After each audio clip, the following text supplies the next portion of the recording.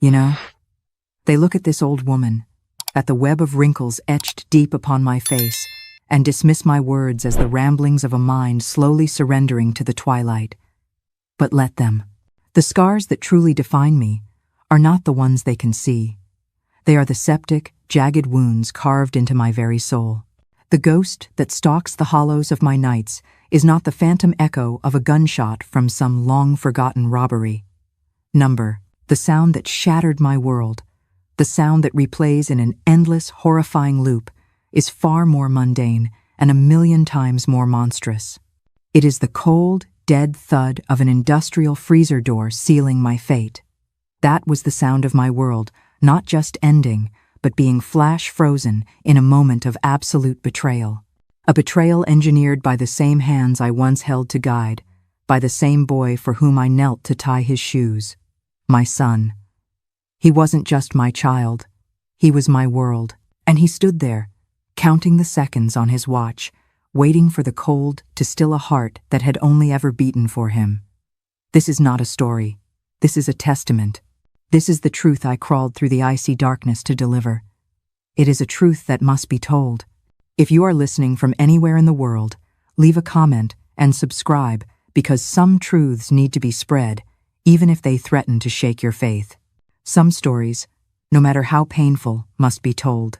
We worked from sunup to sundown, me behind the counter serving customers, him dealing with suppliers and purchasing. We grew little by little, with a lot of sweat and savings. People used to joke that I knew every single cent that went in and out of that cash register. Then the children came, first Michael, then Sophia, and finally Daniel. Michael, from the time he was a little boy, was already interested in the business. He'd hang around my feet, wanting to help check the merchandise, learning how to make change. A smart kid, with bright eyes. My chest swelled with so much pride for him. He's going to go far, I used to tell Robert. And he did, just not in the way I imagined. I remember one time, he must have been about 12, he sold his collection of baseball cards to a neighborhood kid for a price that was far too high. When I told him to give some money back, he just smiled that charming smile of his and said, "But Mom," he agreed to the price. A deal is a deal. At the time, I brushed it off as a sign of a sharp business mind. Looking back, I see it for what it was, the first flicker of a fire that would one day consume everything. It's often in these small, seemingly innocent moments that the true nature of a person is revealed. Charlotte brushed it aside then, but that flicker would soon grow into an inferno. Stick around to see just how deep this betrayal truly goes. How could I have known? When you look at your own child, the one you taught to take his first steps, you don't see a monster in the making. You see ambition, you see a spark, and you pray it's the right kind of light. A mother's hope. Sometimes it's the most blinding light of all. The years went by, the corner store grew into a mini-mart, the mini-mart into a supermarket, and before I knew it, we had a chain of 5 stores spread across central Ohio. It was all hard work, you know. Nothing just fell from the sky, no. I'd get up at 5 the morning and only go to sleep when my body couldn't take it anymore.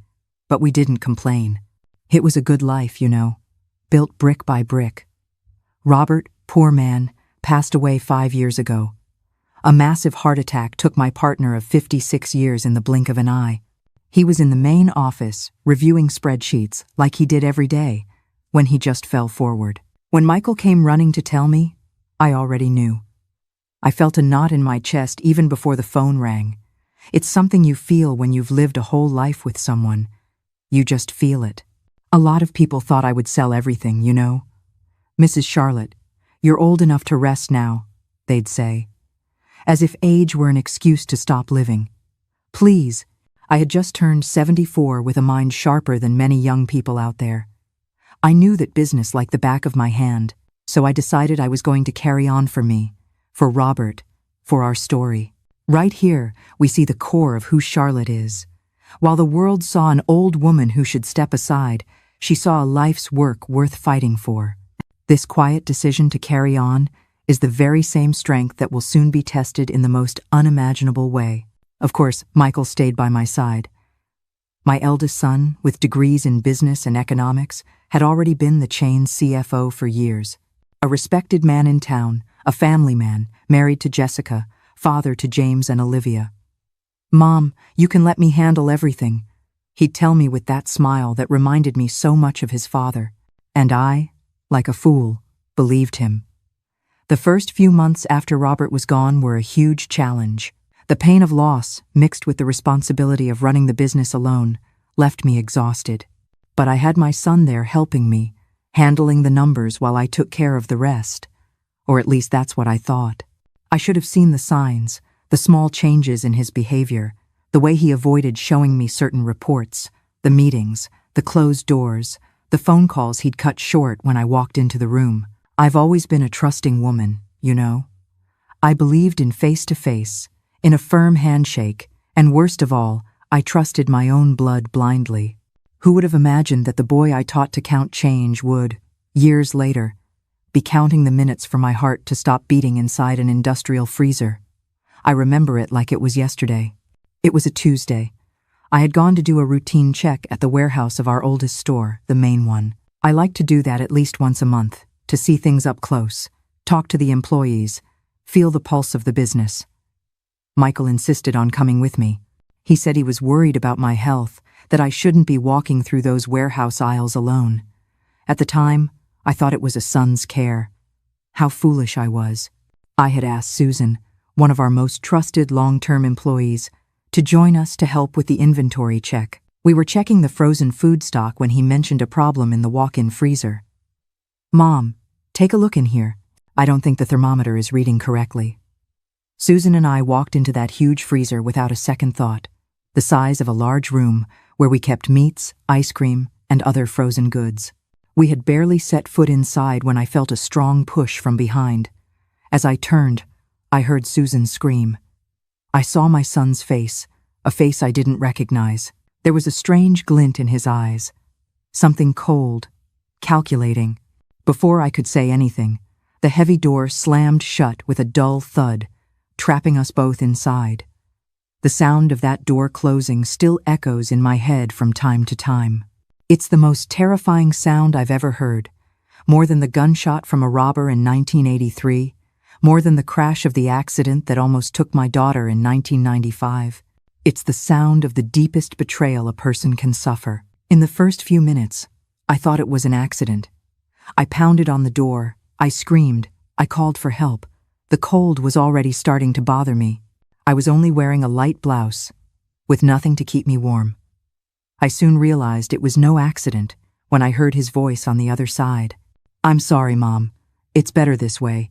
It'll be quick, I promise." And then I heard his footsteps walking away. At first, I lost track of time. I didn't know if minutes or hours had passed. Later, at the hospital, the doctors would tell me I was in there for almost 7 hours. 7 hours in which I beat on that door until my fists bled. All I know is my fists were raw from pounding on the metal. My voice broke from screaming so much. The cold, my God.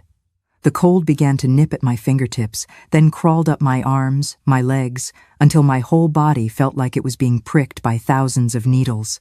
The physical pain was a distant misery.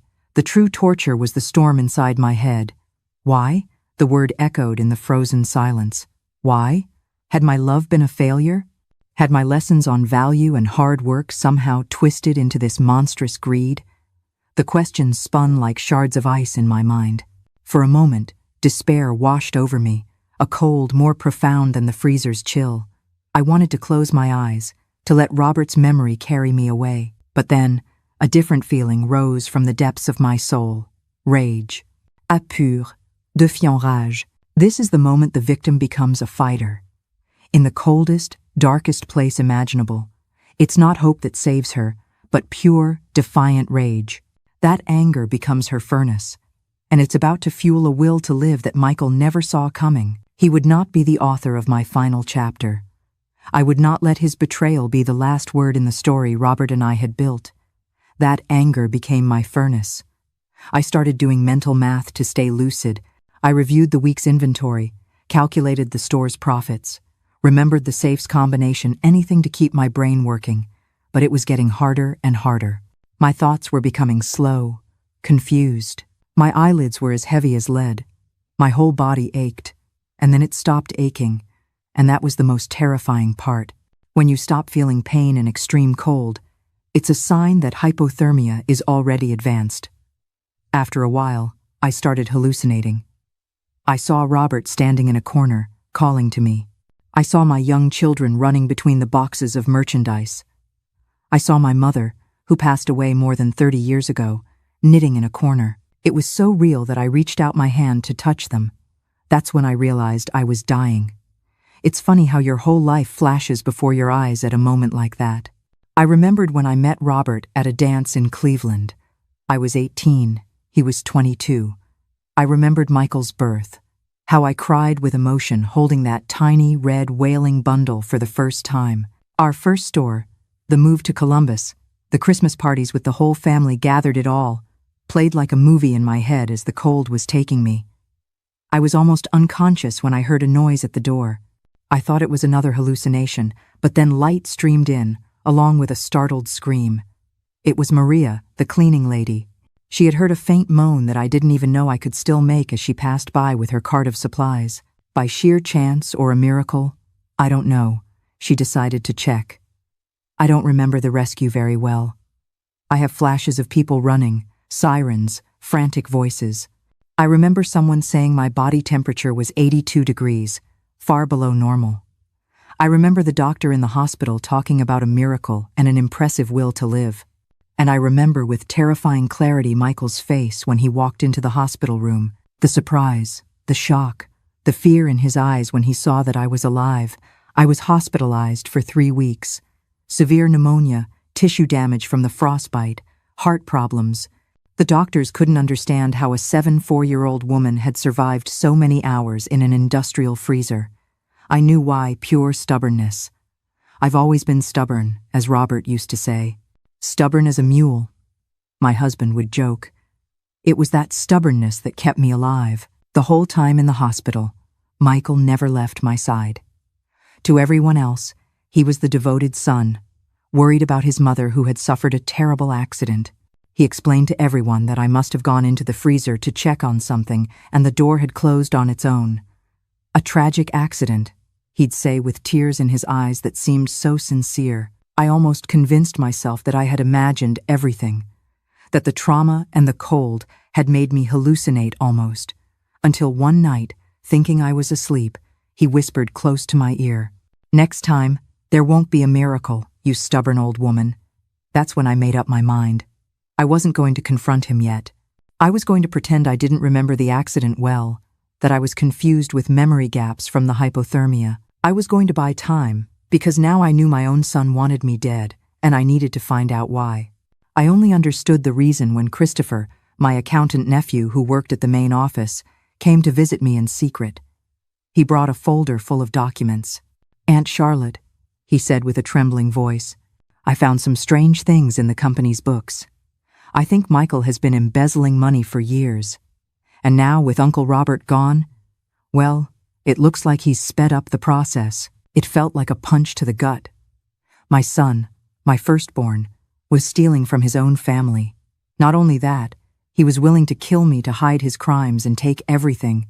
The documents showed suspicious transfers, shell companies, non-existent suppliers. Millions and millions disappearing bit by bit, so cleverly that no one had noticed. No one, except Christopher, who worked quietly, checking numbers in the back of the office. He realized I was getting suspicious, Christopher told me. He moved me off several projects. Said it was cost-cutting, but I kept watching. "Auntie, there's more. I found a life insurance policy in your name with Michael as the sole beneficiary. It was taken out 3 weeks before the accident." At that moment, lying in that hospital bed, my body still aching from the cold that almost killed me, I made a decision. I wasn't going to cry, I wasn't going to despair. I was going to act calmly, intelligently, the same way I built an empire from scratch. I was going to unmask the one who tried to destroy me, even if it was my own son, especially because it was my own son.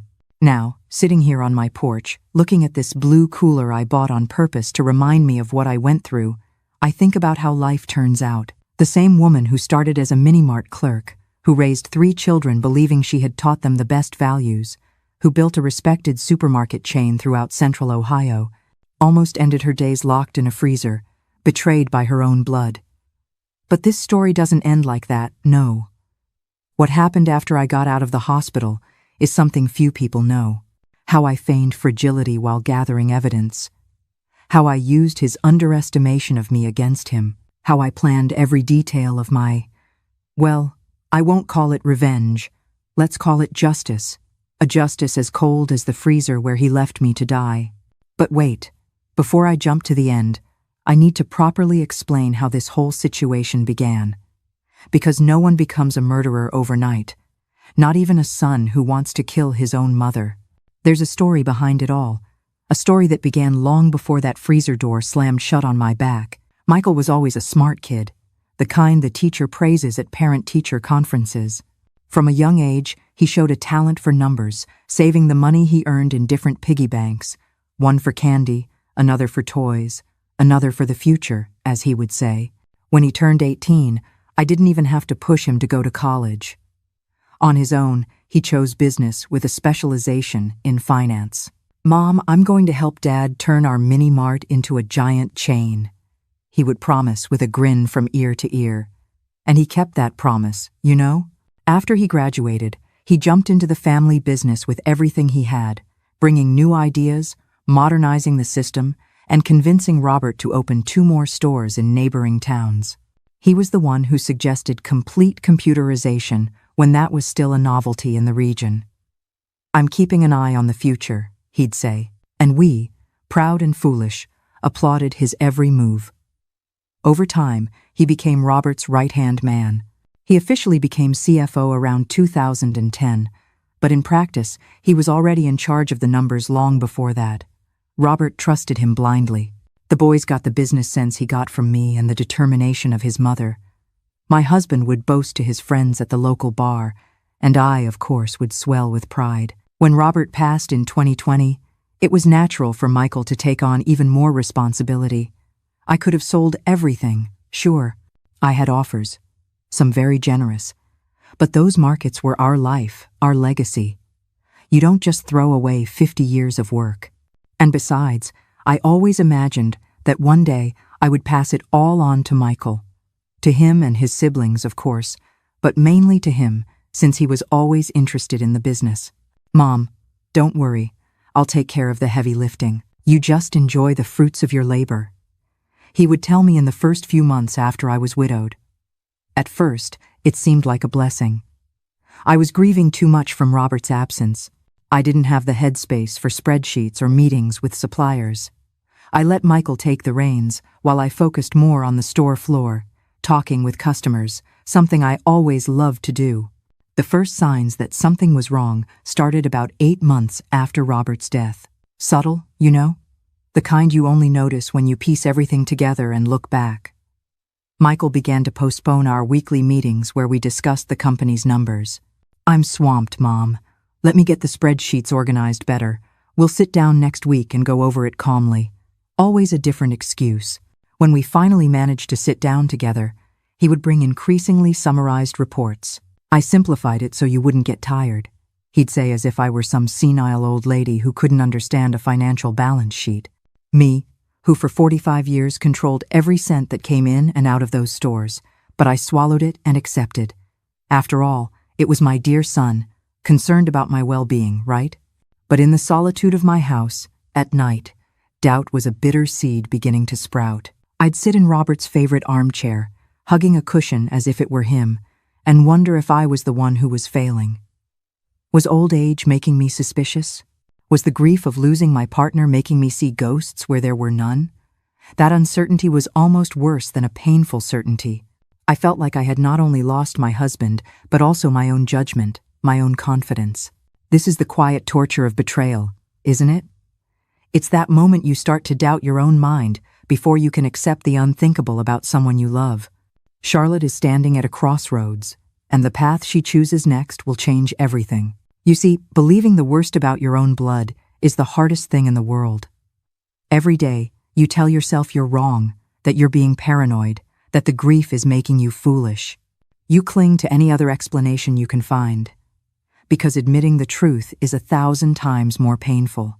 It was a form of confinement long before that freezer door closed on me. It was in one of those rushed meetings that I noticed the first clear discrepancy, a sharp drop in sales at store number 3, our most profitable unit, without any plausible explanation. Michael, how can the store in the Columbus suburbs have dropped 30% in sales in 2 months? I was there last week, and business was good, as always. He didn't even blink before answering. It's the economy, Mom.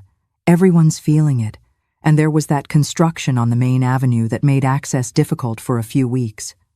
It didn't make sense. The other stores hadn't seen such a dramatic drop, and the construction had only lasted 10 days. It didn't justify a 2-month decline, but I let it go. Maybe I was becoming paranoid. Then came other signs, longtime employees being fired without consulting me. Necessary restructuring, he'd explain. Traditional suppliers being replaced with others I'd never heard of. I got better prices, was the justification. The frequency with which he asked for my signature on documents I barely had time to read also increased. It's just bureaucracy, Mom. Boring stuff I've sorted out for you.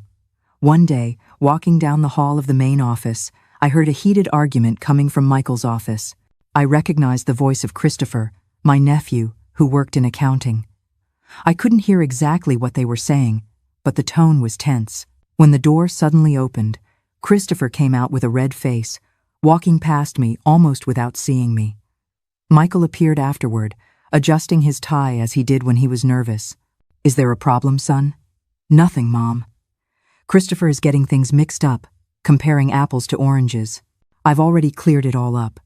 The next day, I found out Christopher had been transferred to the farthest store in the next county, a promotion, according to Michael. It seemed strange, but once again, I swallowed my suspicion. It was around that time that I began to notice a change in the behavior of Jessica, my daughter-in-law. We always had a good relationship, you know.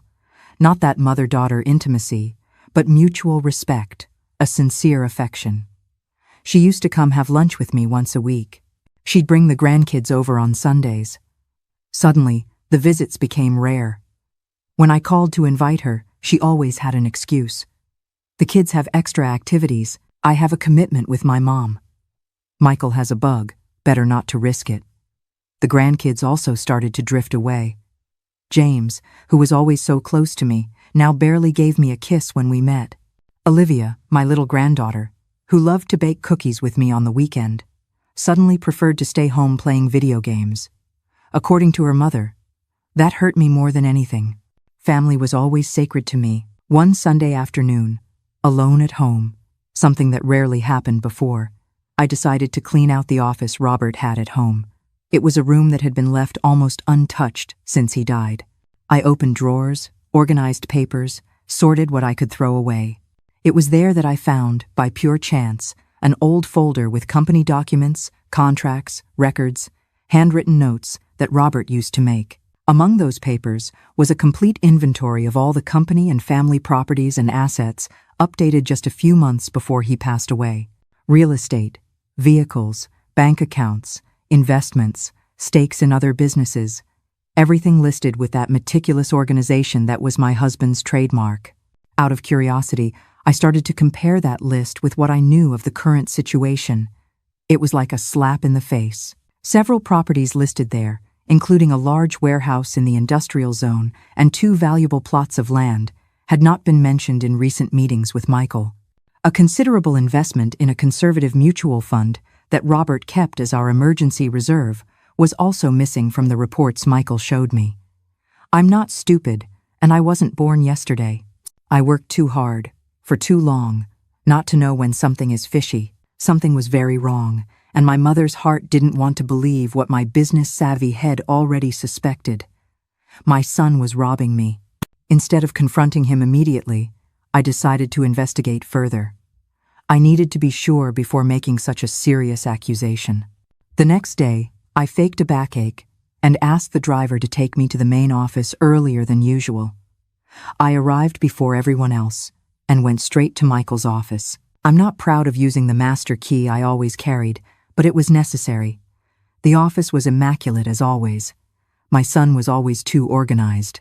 The computer was locked, of course, but that wasn't what I was looking for. I went straight to a side cabinet, where I knew he kept important documents.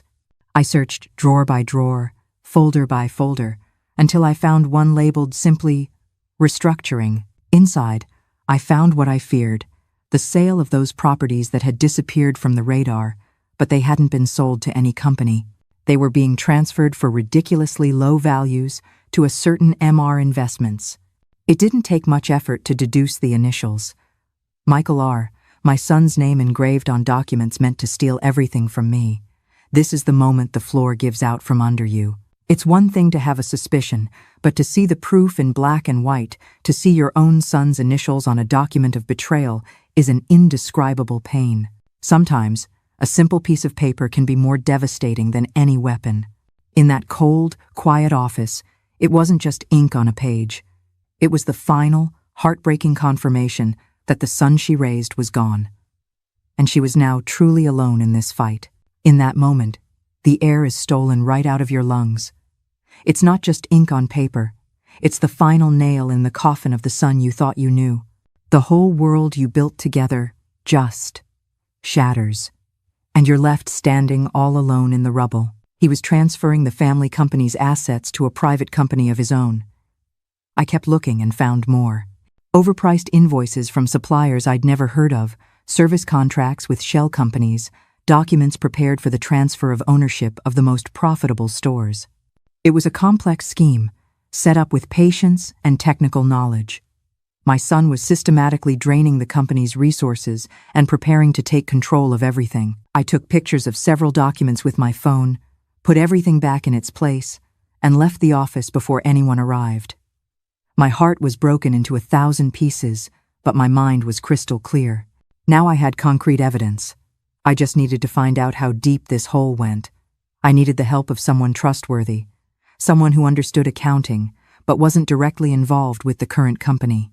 I thought of David, a retired accountant who had been Robert's friend for decades. I called him that same day, and we arranged to have coffee at his house, away from prying eyes. David was horrified when I showed him the photos of the documents and explained my suspicions. "Charlotte, this isn't just embezzlement. It's a sophisticated operation to gut the company," he told me after analyzing everything for almost 2 hours. "He's taking out the valuable assets and leaving only the skeleton with the debts and problems. It's the kind of thing that usually ends in bankruptcy." Bankruptcy? The word hit me like a punch. The business that Robert and I built with so much sacrifice, which employed more than 200 families, which was our life and our pride, was being deliberately destroyed from the inside out by our own son. "There's more," David continued, pointing to one of the documents. "This transfer here, disguised as a corporate reorganization, basically strips you of your decision-making power in the company. If this gets signed, you become a minority partner with no power." I remembered that Michael had asked me to sign a routine document the previous week, which I left on the table saying I would read it carefully later. Now I understood his hurry, the constant calls asking if I had signed it yet. "And the worst part," David added with a heavy voice, "is that it looks like he's preparing for something even more serious. These moves are usually made when someone is planning to." "Get me out of the way," I finished, feeling a chill. It wasn't just my paranoia. The financial scheme was so advanced that the only thing stopping Michael from taking everything was me alive, lucid, and the majority shareholder of the company. I left David's house with his promise that he would analyze the documents further and help me build a complete file. We also agreed that I should act normally, without raising suspicion, while we gathered more evidence. The next day, I decided to test Michael. During our weekly meeting, which he tried to postpone as usual, I casually mentioned one of the properties I had discovered was being transferred to his company. "Son, I was thinking of visiting that warehouse in the industrial zone. It's been a while since I've been there. I wanted to see how things are." I saw his face pale slightly before he regained his composure. "Oh, Mom, it's not worth it. That place is practically abandoned, full of leaks. In fact, I was thinking of suggesting we sell it. The upkeep is very expensive." "Sell it? But that's an area that's becoming very valuable. Robert always said it was our best investment for the future." "Times have changed, Mom," he replied with a condescending smile. Dad didn't understand much about the modern real estate market. That region doesn't have potential anymore. It was a blatant lie. I had seen in the local papers that the city had just announced a new business district in that very area. The value of the land had tripled in 2 years. Well, before we decide anything, I want to see the place. Let's go tomorrow. Panic flashed in his eyes. I can't tomorrow. I have meetings all day with suppliers, but we can set something up for next week. How about that? He was buying time, of course, probably to invent some excuse or, worse, resolve the situation in some other way. I nodded, pretending to believe him. In the following days, I noticed that Michael intensified his attempts to keep me away from the business. He suggested I take a long vacation. You deserve it. You've worked your whole life. He mentioned that I looked tired. He even scheduled an appointment with a neurologist without telling me. I'm worried, Mom. You've been forgetting things, mixing up dates. It's normal with age, but it's good to get it checked out. That made me furious. He was laying the groundwork to declare me incompetent, to say I had dementia or something similar. My mind was working perfectly fine. Too well for his liking, apparently. This is one of the cruelest forms of betrayal, not just stealing from her, but trying to steal her own mind, her own credibility. Michael isn't just trying to control the company. He's trying to control the narrative of who she is. And it's a battle she cannot afford to lose. Still, I went to the appointment. The doctor, a young man I had never seen before, asked me strange questions, basic memory tests, and, in the end, said I was showing concerning signs of cognitive decline. He recommended more tests and suggested I leave financial worries to the younger generation. When we left the office, Michael was beaming. See, Mom? It's no shame to admit you need to slow down. I'll take care of everything. You just enjoy life now. That night I couldn't sleep. The situation was becoming more serious than I had imagined. My son wasn't just robbing me. He was building a narrative that I was incapable of managing my own business and my life. What would be the next step? To have me committed to a facility? To have me declared legally incompetent? The next day, I discreetly called David and told him about the doctor's appointment. He was alarmed. Charlotte, this is serious. He's building an incompetency case against you. We need to act fast. We agreed that I needed to document everything. Every conversation with Michael, every suspicious document, every strange behavior. David gave me a small recorder that I could carry in my pocket or purse. Record everything, he advised. We might need that evidence later. It was around that time I realized things at home were also strange. Objects would move. Notes I made would disappear. Once, I am absolutely sure I left the car keys on the kitchen table, and the next day they were gone. When I asked the maid, she swore she hadn't seen them. Then the keys appeared inside the refrigerator. I would never put the keys in the refrigerator. I began to suspect that Michael was doing it on purpose, moving things, hiding objects to make me seem confused and forgetful. It was a cruel form of manipulation, trying to make me doubt my own sanity, but I wasn't going to fall for it. I started taking pictures of how I left things before leaving a room to make sure I wasn't imagining it. Jessica and the children's behavior remained distant. During one of their rare visits, I tried to probe my daughter-in-law to see if she knew what was happening. Jessica, I'm worried about Michael. He seems stressed, tense. Is everything all right with the business? She avoided my gaze. Everything is perfect, Mrs. Charlotte. Michael just works too much. That's all. You know how dedicated he is. And you all hardly visit me anymore. Do the children have a problem with me? Of course not. It's just the rush. You know how it is? School, extra activities, commitments. But I noticed how uncomfortable she became, how she glanced at the clock every 5 minutes, anxious to leave. There was something very wrong there. Did she know about her husband's plans? Was she an accomplice, or just another one of his victims? One day, I stopped by their house unannounced. The housekeeper let me in, saying Jessica was out, but would be back soon. I waited in the living room, flipping through a magazine, when I heard James, my 5-year-old grandson, talking on the phone in his room with the door ajar. But Dad, I don't like lying to Grandma. Yeah, I know she's sick, but okay. I know, it's for her own good. Okay. I won't mention the trips again. Trips? What trips? I stood frozen as my grandson continued, unaware I was listening. But the beach house you bought, when are we going to be able to use it? I get it, only after Grandma's problem is solved. Okay, Dad. The betrayal has now seeped into the next generation, poisoning the one thing she holds most sacred, her family. This is no longer just a business scheme. It's the systematic destruction of her entire world, piece by painful piece. How much more can one woman endure? Beach house? What beach house? Michael didn't have the money to buy a beach house, at least not on the salary he received from the company. Unless, when Jessica arrived and saw me there, she almost dropped her groceries. "Oh, Mrs. Charlotte, I didn't know you were coming today." "It was an impulse, dear. I felt like seeing the grandkids. James is here, isn't he?" I heard his voice. "Oh, he went out with friends," she stammered, clearly lying. "He won't be back until late." I pretended to believe her and left with a heavy heart. My son was not only robbing me, but he was involving his own children in his scheme, making them lie to their own grandmother. How far did this rottenness go? The next day, I decided to take a bolder step. I asked the driver to take me to the county recorder's office, where the family and company properties were registered.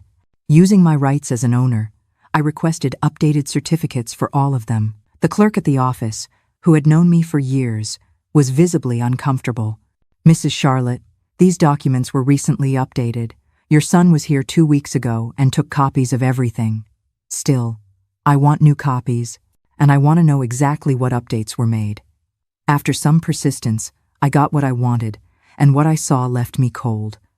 Several properties had already been transferred to the so-called MR investments. Others were in the process of being transferred, just waiting for the final signatures, which were supposed to be mine, but there were signs they had been forged. I returned home determined to confront Michael. Enough with the investigation. Enough with pretending I didn't know anything. It was time to put the cards on the table. I called him and asked him to come have dinner with me that night to talk about the future of the company. He arrived promptly at 8 p.m. in his expensive suit and that same confident smile. I served dinner. We talked about trivial things, until at dessert, I placed the documents from the county recorder's office on the table. "Son, can you explain to me why several of our company's properties are being transferred to a certain Mitter Investments?" I saw his expression change. First surprise, then irritation, and finally that condescending smile I was beginning to hate. "Mom, this is just a fiscal restructuring, a tax strategy, boring, bureaucratic stuff you don't need to worry about." "And why is this restructuring being done without my knowledge? Why are the deeds being altered with signatures that aren't mine?" He let out a forced laugh. "You signed them, don't you remember? I brought the documents right here, to this table, last month. You read everything and signed it." "Don't lie to me, Michael," I replied, keeping my voice calm despite my rising anger. "I never signed any property transfer to any company, and I know very well that Mr. are your initials." His face turned red. The mask of the devoted son began to crack. "You don't understand anything about modern business. Dad left everything in my hands because he knew I was the only one capable of leading the company into the future. You just get in the way with your old-fashioned ideas." "Stealing is old-fashioned, Michael. Old-fashioned and criminal. What you're doing has a name: embezzlement, forgery, fraud." He stood up abruptly, knocking over his wine glass. "You really are senile. I'm trying to save our assets, modernize the management, and you come at me with these absurd accusations. It must be your age, really. It's affecting your judgment. So that's it? You're going to say I'm going crazy, that I don't know what I'm saying? Is that your plan? To have me declared incompetent so you can take everything?" "No one will believe you," he said with a coldness I had never seen before. "I have medical reports, witnesses who will confirm your cognitive decline. Everyone has already noticed that you're not the same since Dad died." At that moment, I was certain my son was willing to do anything to get me out of the way. The fake doctor's appointment, the moved objects, the isolation from family, it was all part of a meticulous plan to discredit me and take control of everything Robert and I built. "Get out of my house," I said, holding back tears. "And know that I'm not going to let this go. I'm going to fight for what's mine, for what I built with your father over 50 years of honest work." He laughed, a mocking laugh that cut me like a knife. "Good luck proving anything, old woman. It's your word against mine. And guess who people are going to believe? The respected businessman? Or the confused old lady? The mask is completely off. This is no longer just about money. It has become a cruel battle for her very identity and freedom." With that threat hanging in the air, Michael has just accelerated his plans, and what he does next is colder than anyone could imagine. After he left, I collapsed on the sofa, trembling not with fear, but with outrage. My own son, my child, my own blood, was not only robbing me, but treating me like an obstacle to be eliminated. The pain was almost physical, but I had no time to cry. I needed to act fast. I called David and told him about the confrontation. He was alarmed. "Charlotte, this is more serious than we thought. If he's already talking so openly, it's because he feels confident in his plan. We need to speed up our investigation and take legal action immediately." We agreed to meet very early the next day to define the next steps. I hung up the phone and went to check that all the doors and windows were securely locked. For the first time in my life, I felt afraid in my own home, afraid of my own son. That night, lying in bed, unable to sleep, I kept thinking about everything that had happened. How did we get to this point? Where did I go wrong in raising Michael? What kind of sick ambition makes a son want to destroy his own mother? The questions swirled in my head without an answer. What I didn't know that night was that the confrontation had accelerated Michael's plans. He was no longer going to wait to get me out of the way, and the method he chose was as cruel as it was efficient. An industrial freezer where no one would hear me scream. What he didn't know was that the cold wouldn't break a stubborn old woman like me, and that his attempt to kill me would be the beginning of his own ruin. After that night of confrontation, I knew I needed to act quickly. Michael was no longer going to hide behind false smiles and convoluted explanations. War had been declared, and as in any war, the one who strikes first usually has the advantage. Only this time, I wasn't going to let my son get ahead. The next morning, I called David before the sun was up. "We need to speed up the plan," I said as soon as he answered, still with a sleepy voice. "Michael showed his claws last night, called me a senile old woman, and practically confessed to forging my signature. We met 2 hours later at a discreet diner on the highway, far from the prying eyes and ears of the city. There, we laid out our strategy. David had organized all the evidence we had collected over the past few weeks. Photos of documents, recordings of conversations, records of suspicious bank transfers, all meticulously cataloged in a thick folder. "What do you want to do with this, Charlotte?" he asked, pointing to the incriminating material. "Can we go straight to the police and file a formal complaint?" I shook my head. "Not yet. First, I want to confront Michael in front of the entire board of directors. I want everyone to see who he really is, to see the evidence with their own eyes. Then, yes, we'll go to the authorities." We agreed to do this at the next monthly board meeting, scheduled for 3 days from then. It would be the perfect time. All the directors, managers, and the fiscal council would be present, including Christopher, my nephew, who had been crucial in providing us with internal documents. He still worked at the company, though relegated to an unimportant role after Michael realized his suspicions.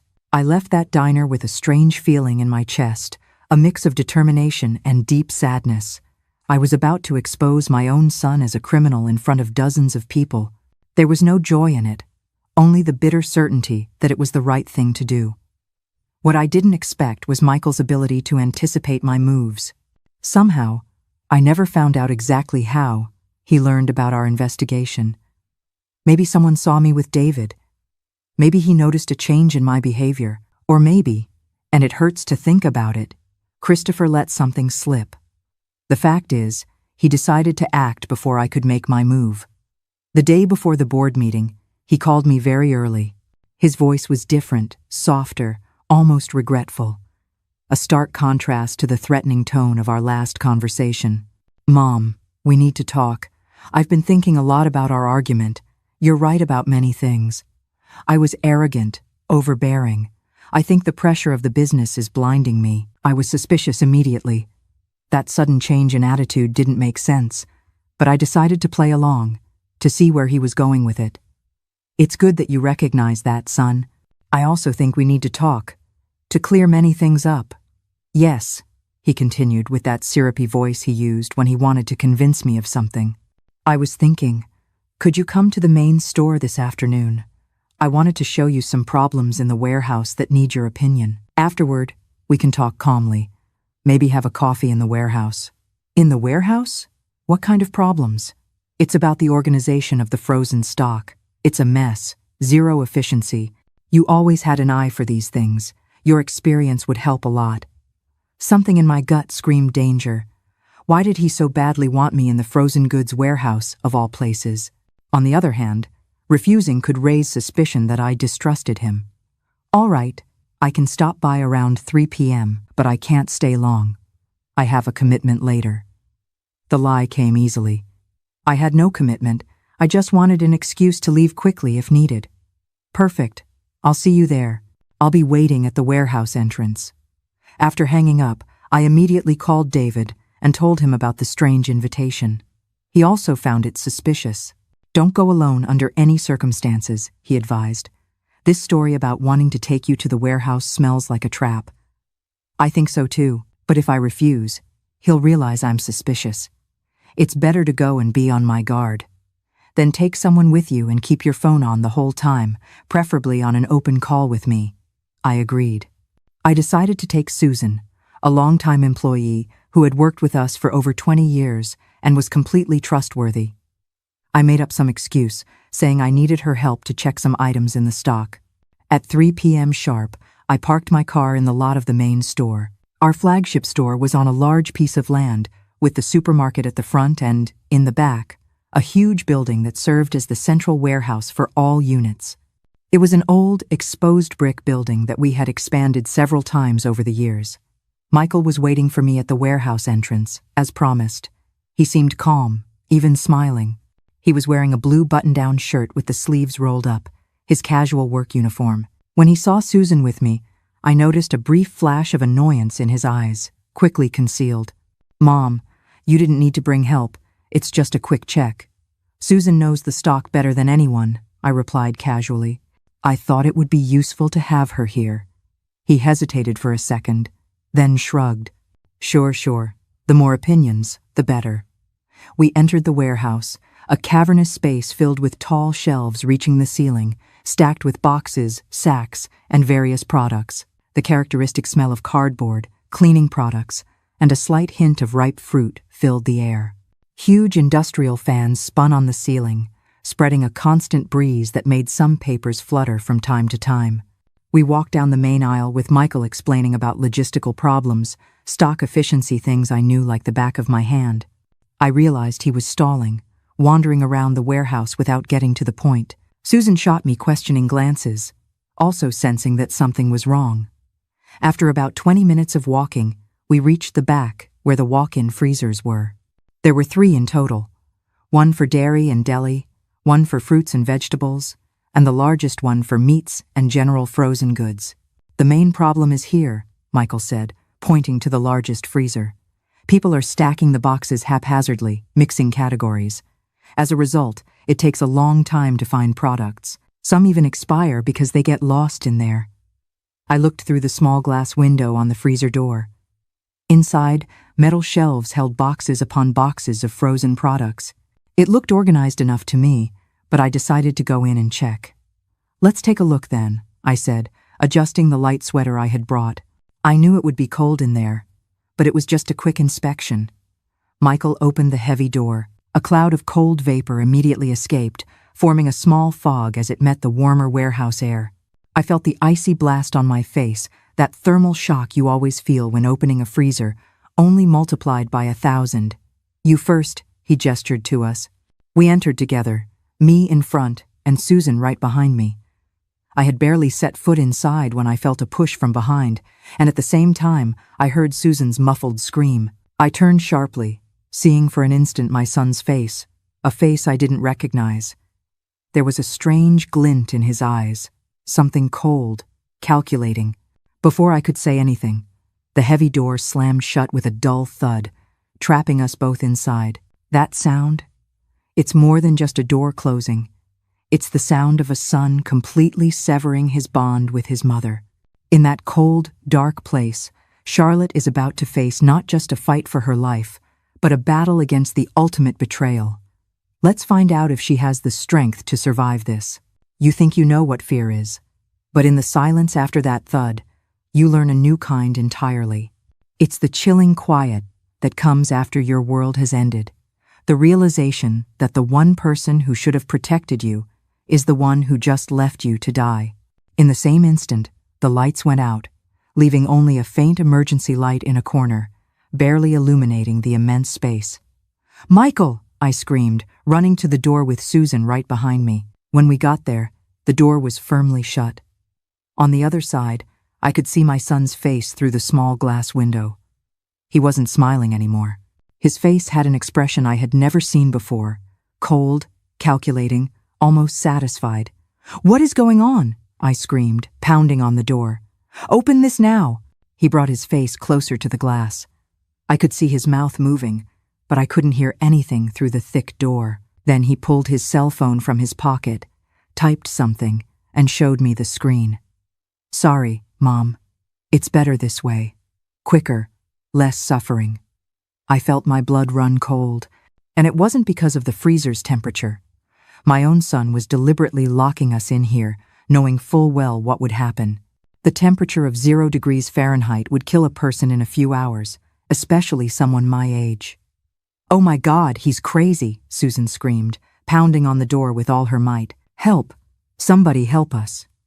I saw Michael shrug, put his phone in his pocket, and calmly walk away. The last thing I noticed before he disappeared from view was that he was whistling, as if he were coming home from a normal day at work. "He turned off the main lights," Susan said, already shivering from the cold. "That means no one will come by here anytime soon. This area of the warehouse is isolated after 5 p.m., when the stock crew leaves." I looked at my watch. 3:42 p.m. We would have to hold out at least until the next morning, when the first shift arrived. More than 15 hours in a cold of nearly 0 degrees. It was practically impossible to survive. "We have to find a way out," I said, trying to stay calm. "Let's look for another exit, a maintenance passage, anything." In the next few minutes, we searched the entire freezer, feeling the walls, looking for any opening or emergency mechanism. Nothing. The only exit was that locked door, and the emergency button that should have been on the inside seemed to have been disabled. More proof that Michael had planned everything meticulously. "My cell phone has no signal in here," Susan said, showing the screen with no connection bars. "These walls are too thick, insulated. I checked mine too, also no signal." The call that should have been open with David had been cut off the moment we entered the freezer. We were completely cut off from the outside world. The reality of our situation began to sink in. We were trapped in a metal box at 0 degrees, with no communication, no way out, and no chance of anyone finding us in time. Michael probably already had a story ready to explain our tragic accident. Maybe he was even calling the police already, feigning concern, saying his mother and an employee had disappeared. "Mrs. Charlotte, what are we going to do?" Susan asked, her teeth already chattering from the cold. She was only wearing the store uniform, thin fabric pants and a shirt, with no protection against that extreme cold. "First, we need to stay warm," I replied, thinking quickly. "Let's find anything that can serve as insulation, cardboard boxes, bubble wrap, any material." We found some empty cardboard boxes and packing plastic. It wasn't much, but it was better than nothing. We improvised a sort of corner between two shelves, lining the floor with cardboard and wrapping ourselves in more cardboard and plastic. "We have to stay together, share body heat," I instructed her, hugging Susan, who was trembling uncontrollably. "And we need to keep moving from time to maintain circulation." Time passed with torturous slowness. Every minute felt like an hour. The cold seeped through our clothes, our skin, into our bones, like thousands of tiny needles. My fingers started to go numb, then my whole hands, then my feet. The pain was constant, alternating between an intense burning and a terrifying numbness. "Mrs. Charlotte, Susan whispered after a while. Why would your son do this? Why would he want to kill his own mother? I briefly explained about the embezzled money, the illegal transfers, the whole scheme we had uncovered. I told her about the planned meeting for the next day, where I was going to expose everything. He realized I knew everything, I concluded, my voice growing weaker, and decided to eliminate me before I could speak. But what about me? Why would he lock me in here too? The answer was obvious and terrible. I was the target. She was just collateral damage, an inconvenient witness who needed to be eliminated along with me. Michael didn't care about killing an innocent employee as long as his plan worked. As the hours passed, our situation worsened. The cold penetrated deeper and deeper, making it difficult to even think clearly. We talked to stay conscious, but our voices became slurred, our sentences disjointed. Hypothermia was setting in. I saw Susan start to nod off, her eyes closing against her will. "Don't fall asleep," I shouted, shaking her with what little strength I had left. "If you fall asleep, you won't wake up." She opened her eyes, startled. "I'm so sleepy, Mrs. Charlotte. Just a little bit." "No," I yelled, lightly slapping her face. "We're going to talk, tell stories, do math in our heads, anything." We started singing nursery rhymes and children's songs, whatever came to mind, anything to keep our brains working. Every now and then we forced ourselves to get up and walk a little, even though every movement was torture. At some point, I looked at my watch. 8:17 p.m. We had been in there for almost 5 hours. The miracle was that we were still alive, but not for much longer. My legs weren't responding well. My lips were chapped, the skin on my face so numb that I couldn't feel it when I touched it. It was around 9 p.m. that I started having the first hallucinations. I saw Robert in a corner of the freezer smiling at me, waving as if calling me over. I knew it wasn't real, that it was my brain freezing, starting to fail, but it was still comforting. "Robert," I murmured, "did you come for me?" Susan looked at me, confused. "Mrs. Charlotte, who are you talking to?" I didn't answer her. I was focused on the image of my husband, so real, so close. He seemed to want to tell me something important. I reached my hand out to him, but only found the icy air. Then, other visions came. My young children running between the shelves, my mother sitting in a corner, knitting calmly. Scenes from my life flashing by. My wedding day, Michael's birth, the opening of the first store, Christmases with the family. "Mrs. Charlotte, stay with me." Susan's voice seemed to come from far away, through a tunnel. "Don't close your eyes, please." I forced myself back to reality. Susan was in even worse shape than I was. Her lips were blue, her face pale as paper, her eyes glassy. She was entering the advanced stage of hypothermia. "Let's move," I said, but my own voice sounded strange in my ears. "We have to get the blood circulating." We crawled across the frozen floor. Every movement was agony. My muscles didn't obey properly, as if they were rusted.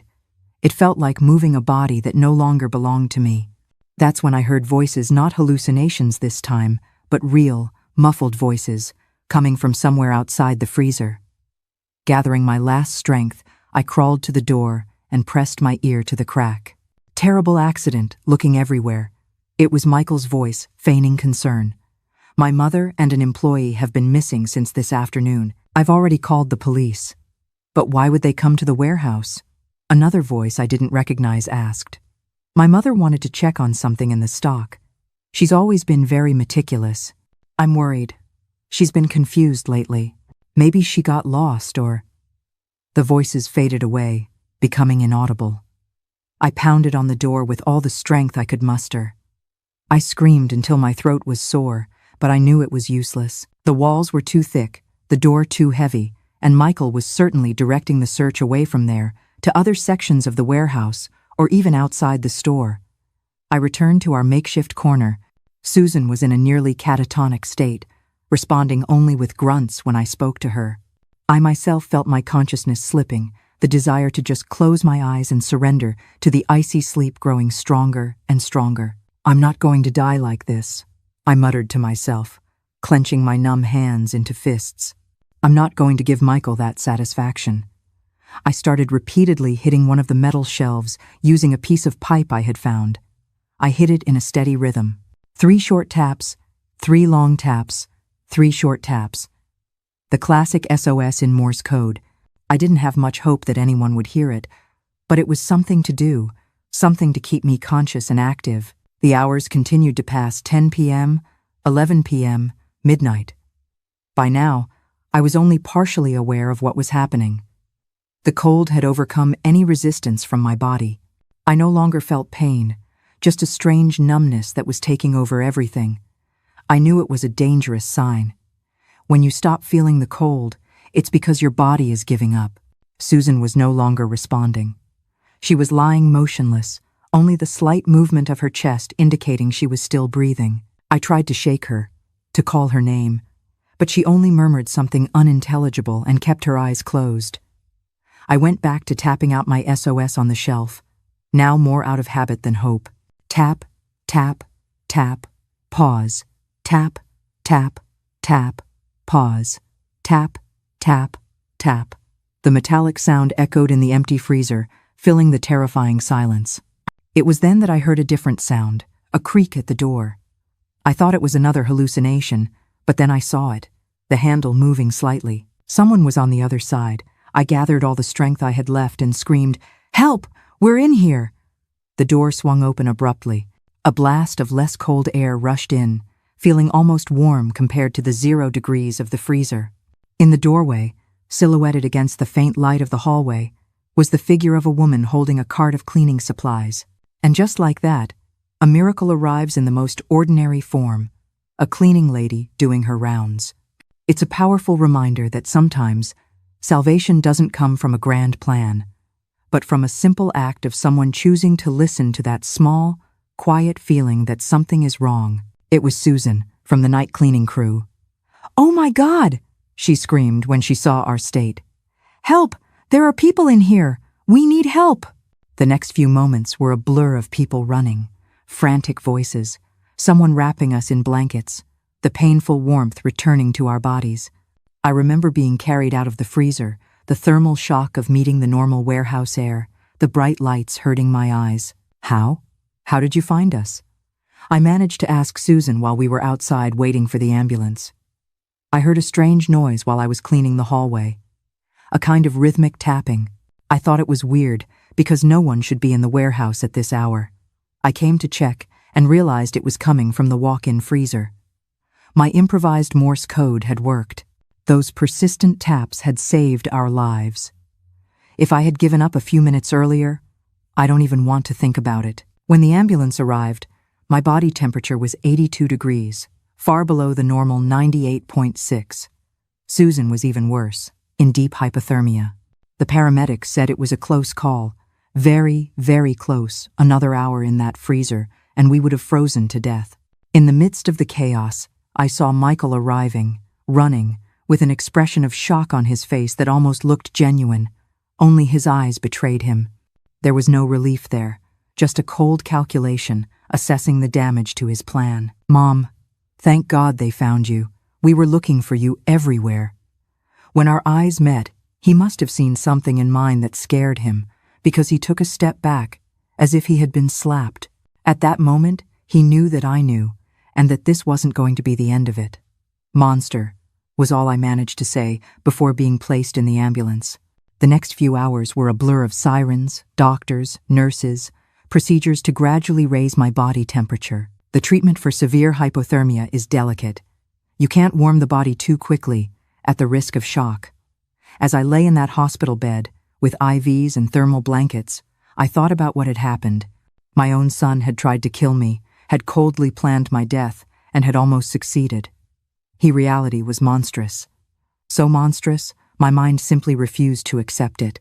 I spent 7 hours in that freezer fighting against hypothermia, praying for a miracle that seemed impossible. Michael showed up at the hospital the next day, playing the part of the concerned son perfectly. He brought flowers, talked to the doctors, explained to everyone that it had been a terrible accident, that I must have gone into the freezer to check on something and the heavy door had slammed shut behind me. "An unforgivable safety failure," he said, feigning outrage. I'm going to sue the manufacturer of that equipment.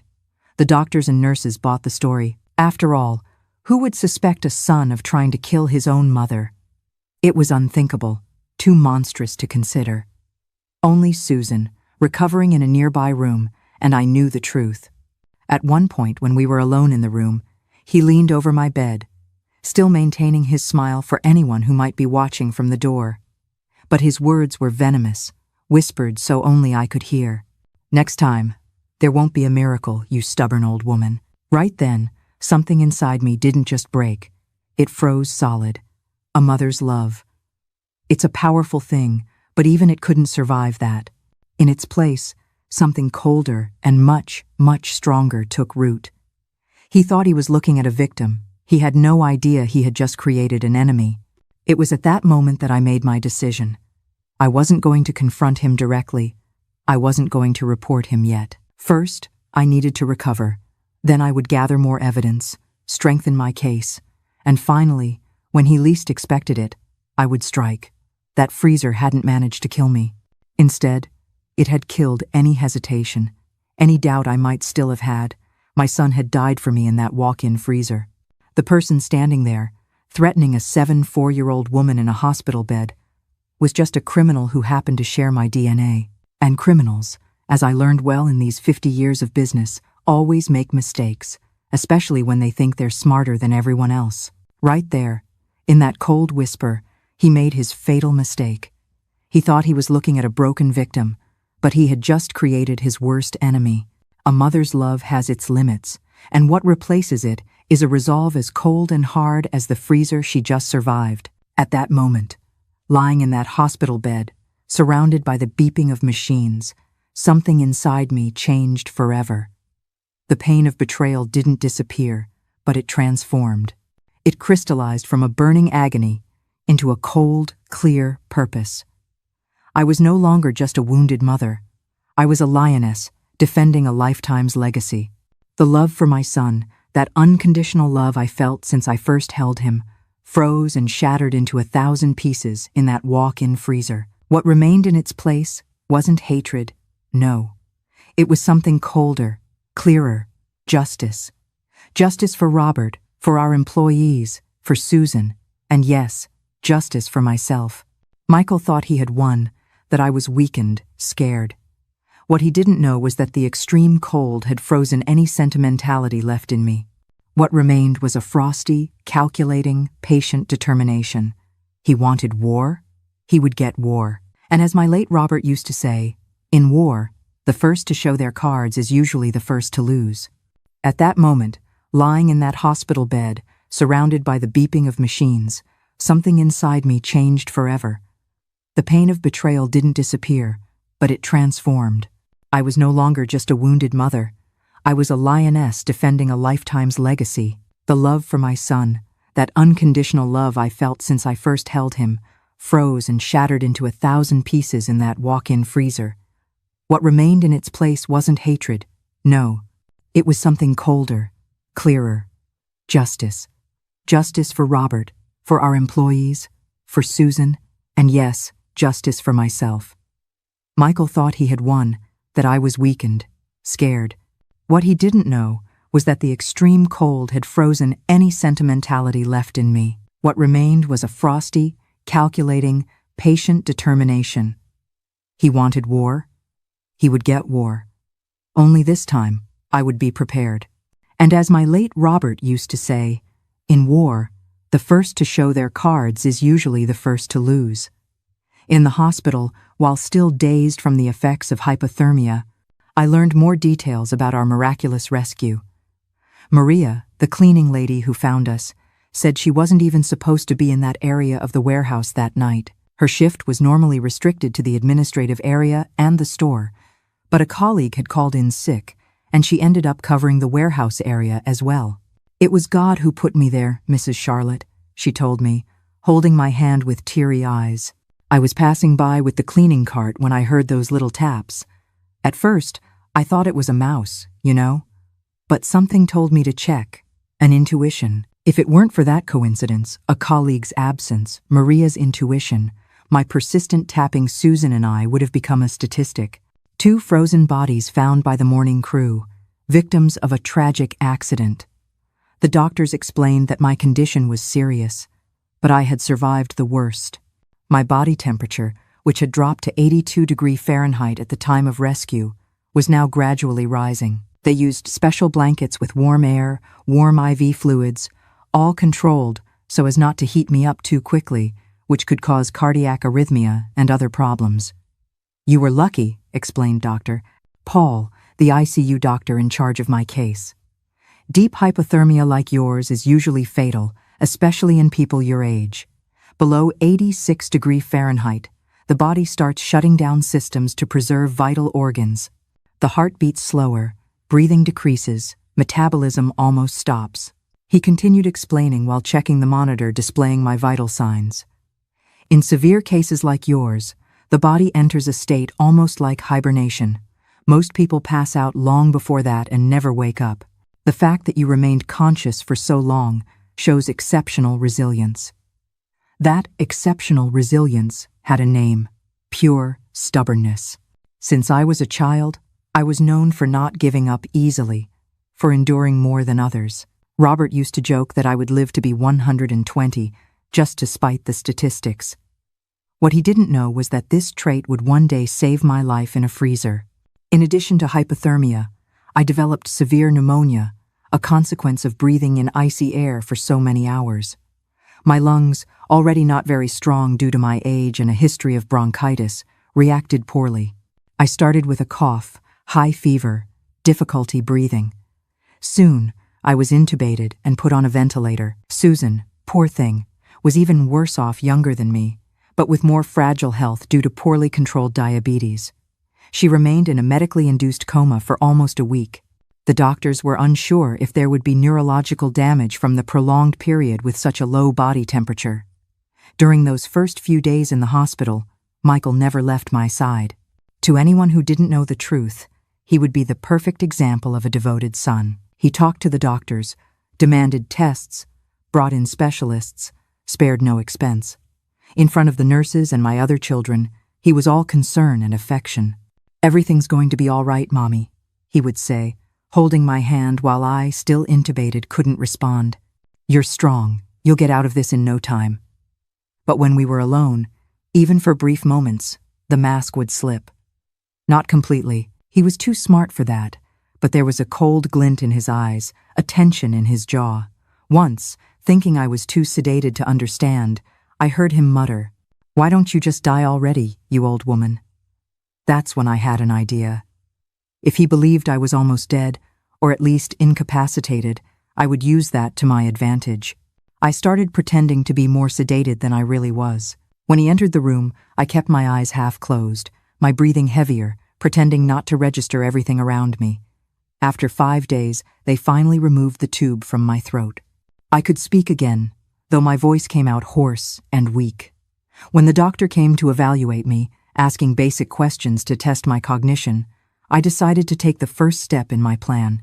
"What day is it today, Mrs. Charlotte?" Dr. Paul asked. I blinked in confusion, frowning as if I were making a great mental effort. I'm not sure. Tuesday? It was Friday. The doctor made a note on his clipboard. "And do you remember what happened? Why are you here?" I looked at Michael, who was watching intently from the other side of the bed, and then back at the doctor. "I fell. No, wait. It was cold. Very cold. Do you remember being in the supermarket's freezer?" I shook my head slowly. Parts of it, all jumbled. I remember the cold, the dark.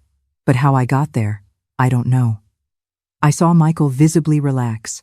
A faint smile appeared at the corner of his mouth.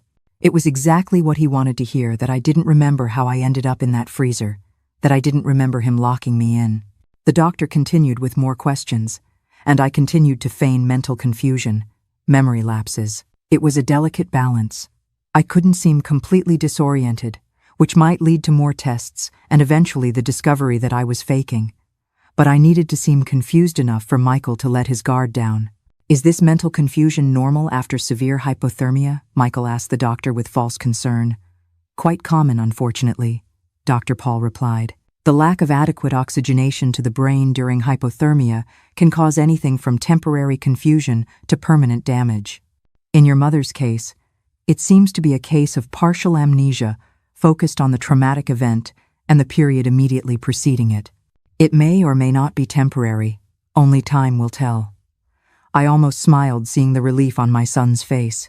His plan could still work. If the main witness, me, didn't remember the crime, he was safe. Susan was still in a coma, and even if she woke up, it would be her word against his, a confused employee against the respected businessman. In the following days, I continued my act. When my other children came to visit, Sophia and Daniel, who lived in other cities and rushed over when they heard about the accident, I stuck to the same story of fragmented memory. It was painful to deceive them, but necessary. The fewer people who knew the truth, the more convincing my performance would be for Michael. Sophia, always emotional, cried at the foot of my bed. "Mom, how awful! How could this have happened? You were always so careful."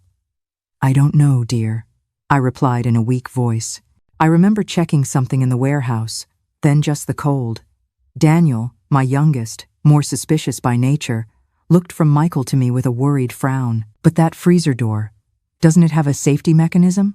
How did it lock with you inside?" "Apparently, it was faulty," Michael answered quickly.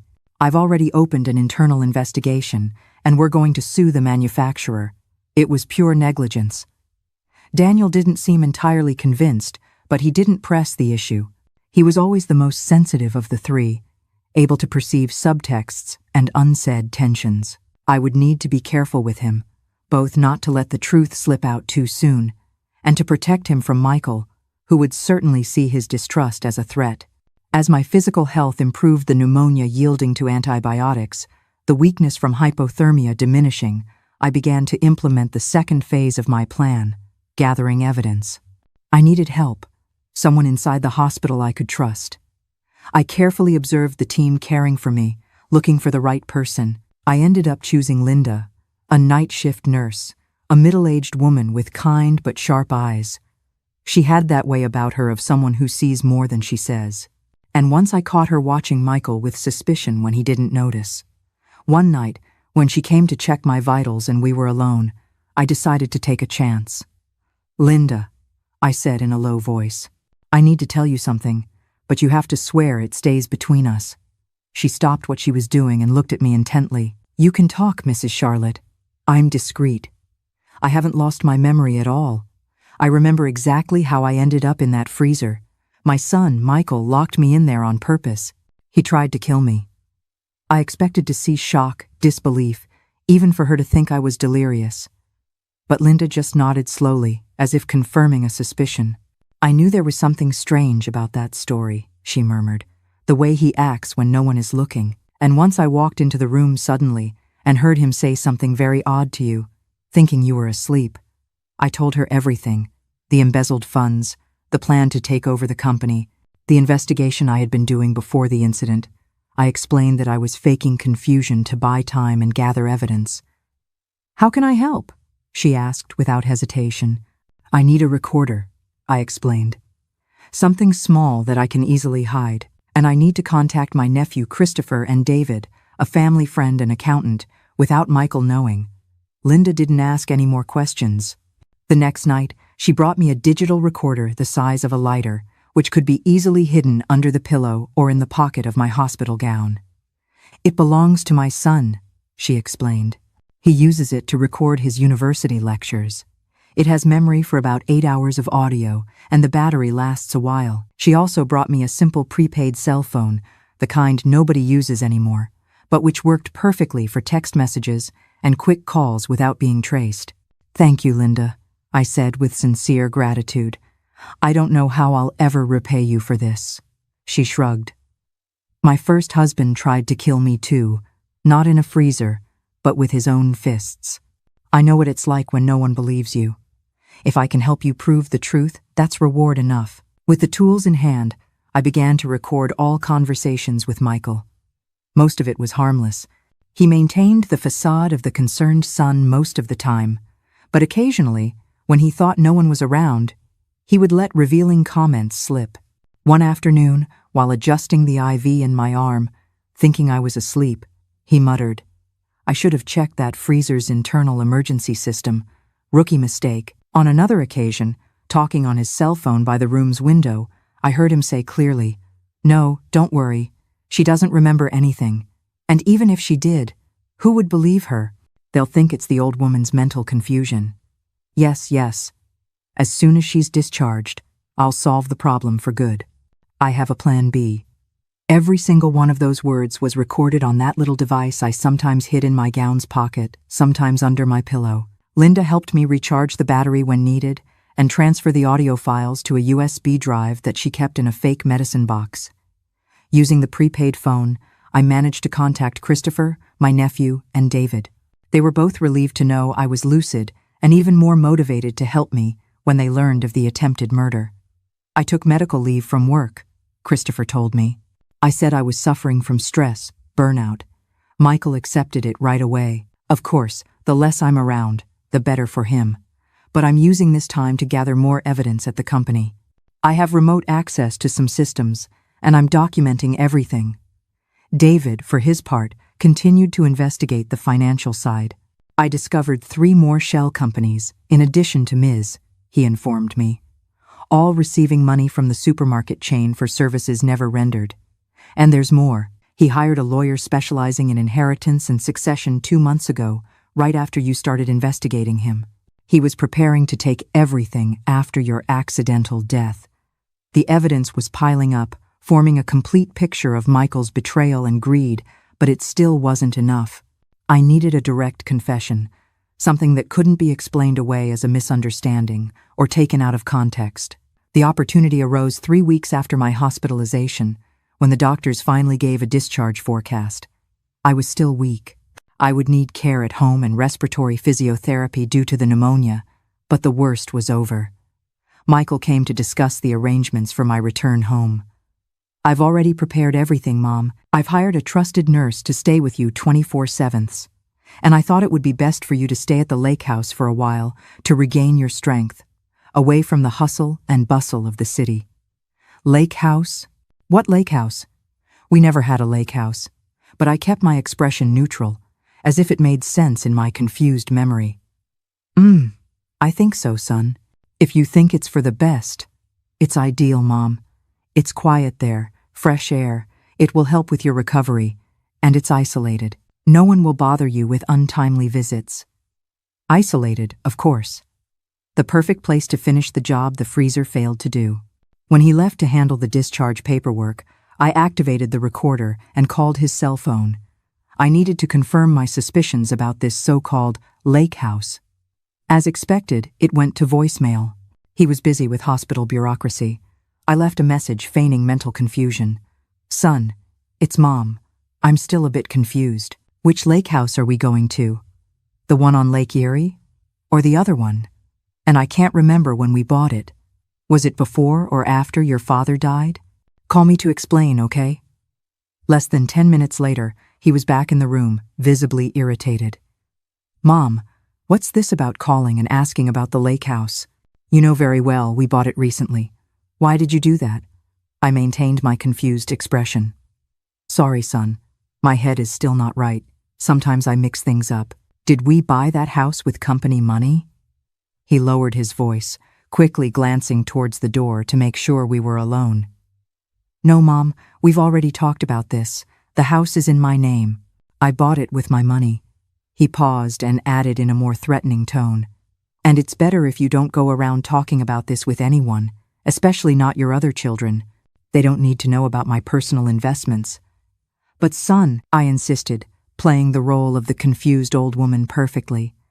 "I thought we had no secrets in the family. And wasn't that money from the sale of the land in the industrial zone supposed to be used for the expansion of store number 3? I saw the color drain from his face, first pale, then red with anger. "Who told you about the land? You said you didn't remember things." I feigned fright at his reaction. I don't remember well, son. I just have flashes, random bits of memory. Sometimes I remember documents, numbers. I don't know if it's real or my imagination." He approached the bed, leaning over me.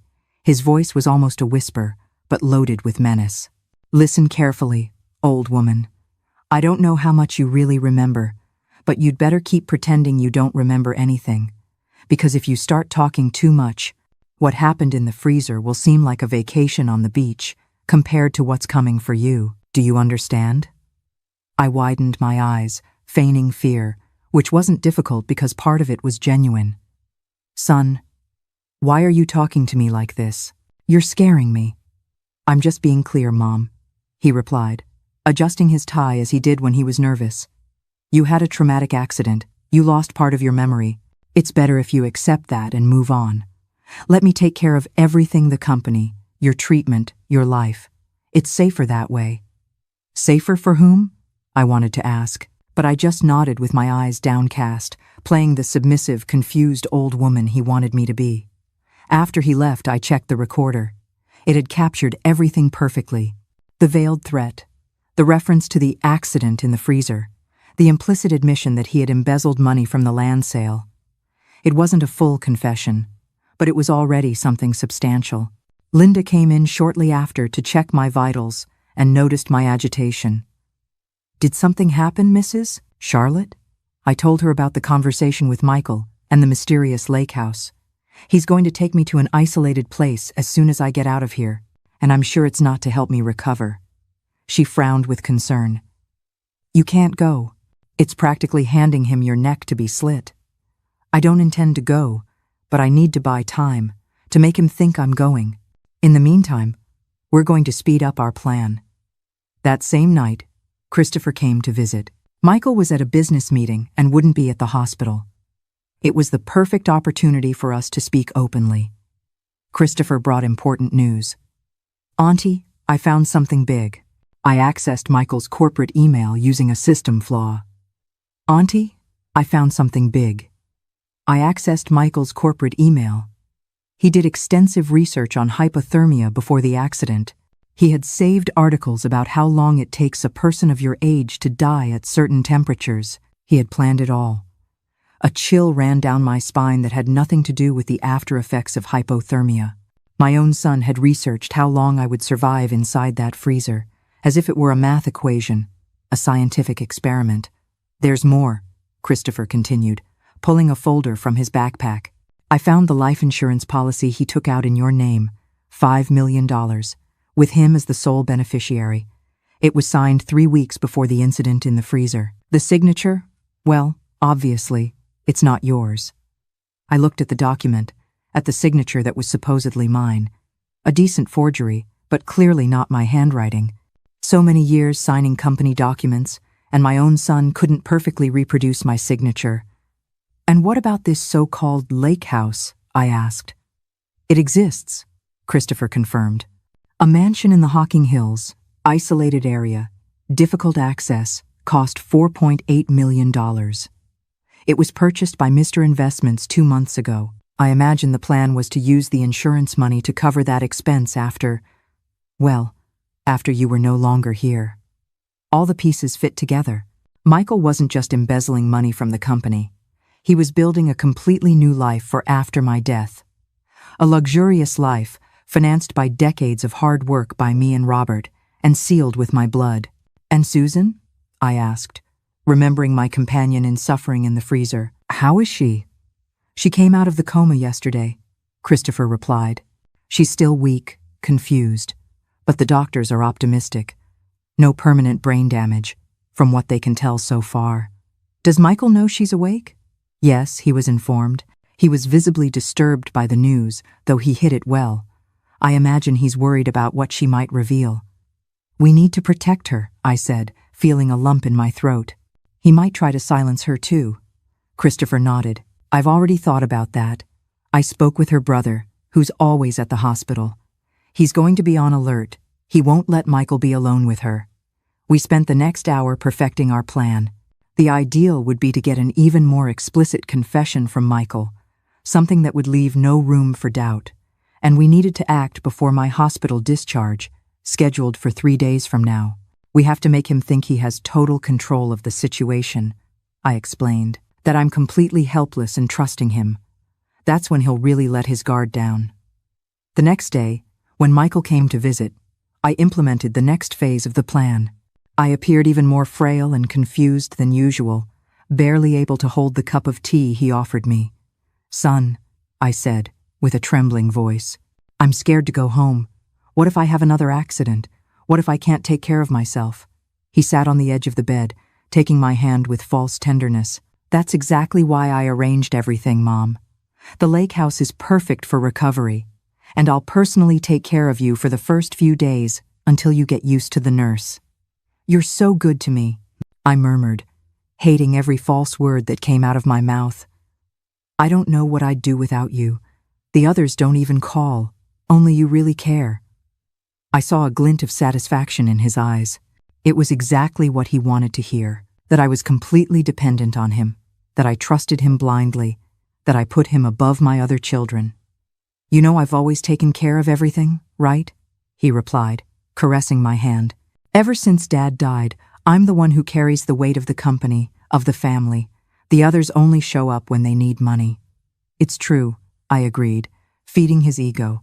"You were always the most responsible, the most dedicated to the business. Robert was so proud of you." His expression shifted subtly upon hearing that, a slight hardening of his eyes, a tension in his jaw. Dad never truly recognized my worth. He always thought he could do things better, always criticized me. The company only grew after I took over the finances. "And now you're in charge of everything, right?" I prodded gently. "All those changes you wanted to make that Robert wouldn't let you." "Exactly," he replied, a genuine enthusiasm creeping into his voice. "I can finally take the chain to the next level. I have plans for expansion, diversification. In 5 years, we can double in size." "How wonderful, son," I said with feigned admiration. "And what will happen to me in the meantime? Will I still be the owner on paper?" He hesitated, realizing he was talking too much. "Of course, Mom. You'll always be the president. It's just that, well, considering your current health, it might be better to transfer some legal responsibilities to me just to facilitate daily operations. You understand?" "I understand perfectly," I replied, maintaining my innocent expression. "You want what's best for the company, for our assets. And after the accident, I don't know if I have the mind to deal with these complicated things." He visibly relaxed, believing I was completely manipulated. "Exactly, Mom. You deserve to rest now, to enjoy life. Leave the stress of the business to me." "There's just one thing that bothers me, son," I said, lowering my voice as if sharing a secret. "I have these strange flashes of memory from the day of the accident. Sometimes I dream that someone is with me in the freezer, closing the door. It's just a nightmare, right?" I saw momentary panic in his eyes, quickly replaced by a reassuring expression. "Of course it's a nightmare, Mom. You were alone when the door accidentally closed. It's the trauma playing tricks on your mind, creating false memories. The doctor already explained that this is common." "That must be it, really," I agreed, sighing. "The mind plays such tricks on you. Sometimes it seems so real that I wake up scared, thinking someone wanted to kill me on purpose." He grabbed a glass of water from the nightstand, taking a sip to hide his discomfort. When he spoke again, there was a slightly defensive tone in his voice. "Nobody wanted to hurt you, Mom. It was an unfortunate accident. And if I hadn't organized the search when we realized you were missing, who knows how much longer you would have been in there." He was rewriting history, positioning himself as the hero who organized my rescue, when in reality, he was guiding the search away from the freezer, as I had heard through the door that terrible night. "That's true," I murmured, playing the part of the grateful mother perfectly. "You saved my life, son." His expression changed subtly, a flicker of guilt, perhaps, or just irritation that I hadn't died as planned. It was hard to tell. That night, when I was alone in the room, I heard a noise at the door. I quickly hid the recorder under my pillow and pretended to be asleep. I squinted my eyes just enough to see Michael enter silently, looking around as if to check if anyone else was there. He approached the bed, watching me with an expression that chilled my blood. There was nothing filial there, only a cold calculation, a clinical assessment of an obstacle to be removed. I remained completely still, controlling my breathing to seem deeply asleep. He opened the nightstand drawer, rummaging through my few personal belongings. He found my cell phone, the official one, not the prepaid one Linda had gotten me, and did something with it. Then he put it back, in the exact same position. When he left, I waited a few minutes before checking the phone. As I suspected, he had tampered with the settings, enabled location tracking, altered passwords. He was preparing to monitor me when I left the hospital. The next morning, I had an unexpected surprise. Susan asked to visit me. She had improved enough to be moved out of the ICU and was now in a regular room, not far from mine. A nurse brought her in a wheelchair.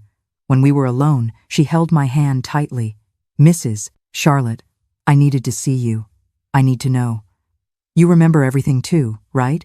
About your son locking us in there." I looked into her eyes, gauging her sincerity. It could be a trap, something orchestrated by Michael to see if I had really lost my memory. But the genuine fear in her gaze convinced me.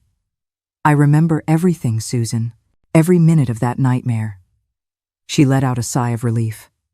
"Thank God. I thought I was going crazy. The doctor said I might have hallucinated from the hypothermia, but I know what I saw. Your son locked us in there on purpose." "I know, and I'm gathering evidence against him. But for now, it's best that we both pretend we don't remember anything. He's dangerous, Susan. He's already tried to kill us once. He wouldn't hesitate to try again." She nodded, her eyes wide with fear. "I never thought Mr. Michael was capable. He was always so polite to the employees, so respected in the city." "Appearances can be deceiving," I replied bitterly. "Sometimes the people closest to us are the ones hiding the worst secrets." The next day, I was discharged from the hospital. The plan was in motion. While Michael organized my departure, talking to doctors and handling paperwork, Linda added the final touches to my disguise as a frail, confused old woman. "Remember," she whispered as she helped me put on a coat, "Christopher and David will be following you from a distance, and the phone I gave you has the GPS activated. We know exactly where they're taking you." I nodded, feeling a mix of fear and determination. "Thank you for everything, Linda. You risked your job to help me." She shrugged. "Some things are more important than jobs. The truth is one of them." When Michael came to pick me up, I played my part perfectly. I walked slowly, leaning on his arm, appearing fragile and dependent. In the car, on the way home, I maintained a light, nonsensical conversation, as if I were still confused and medicated. "We're just stopping by the house to pick up some clothes," he explained, driving with one hand on the wheel and constantly checking his phone with the other. "Then we'll continue to the lake house. Everything is ready there." "That's nice, son," I murmured, looking out the window with a vacant expression. It will be good to rest in a quiet place. At home, while he organized some things for the trip, I managed a few minutes alone in my room. I quickly grabbed the essential items I had asked Christopher to leave strategically placed: a USB drive with copies of the evidence, a charger for the secret cell phone, a small amount of cash. I hid everything in an inner pocket of the robe I was wearing. When we got back in the car, I noticed he had put a suitcase in the trunk, far too small for a long stay. That confirmed my suspicions. There were no plans to keep me alive for long at that lake house. We drove for an hour in silence. I pretended to doze off in the passenger seat, but I was actually watching the road carefully. We weren't heading towards the Hocking Hills, as one would expect if we were really going to the so-called lake house. We were heading further into the countryside, on increasingly less traveled roads. When the hidden phone in my pocket vibrated discreetly, I knew it was the signal from Christopher. He and David were following us, maintaining a safe distance. The plan was working. After another hour of driving, Michael turned onto a dirt road. The potholes jostled me in my seat, waking me from my supposed nap.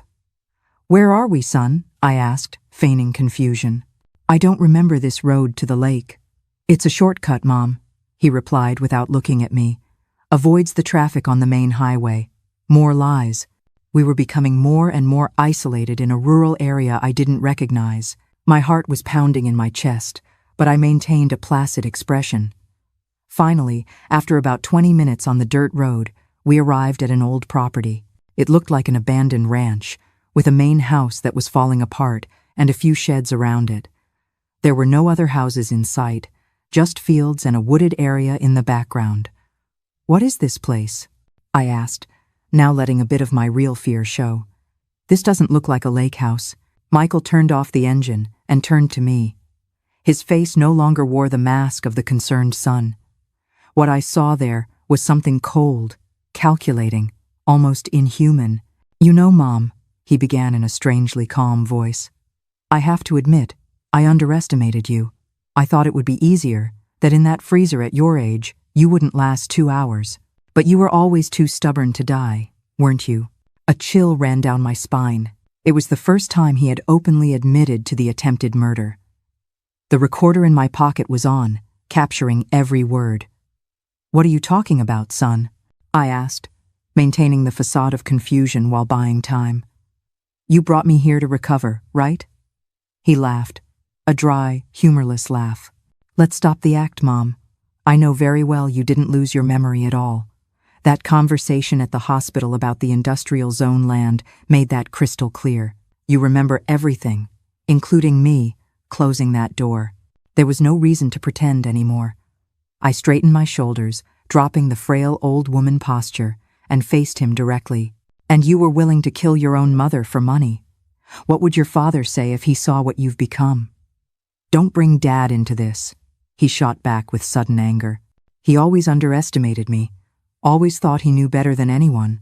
If he were alive, we'd still be in that same old rut. 5 small stores, mediocre profit. I have vision, I have ambition. I can turn this company into something much bigger.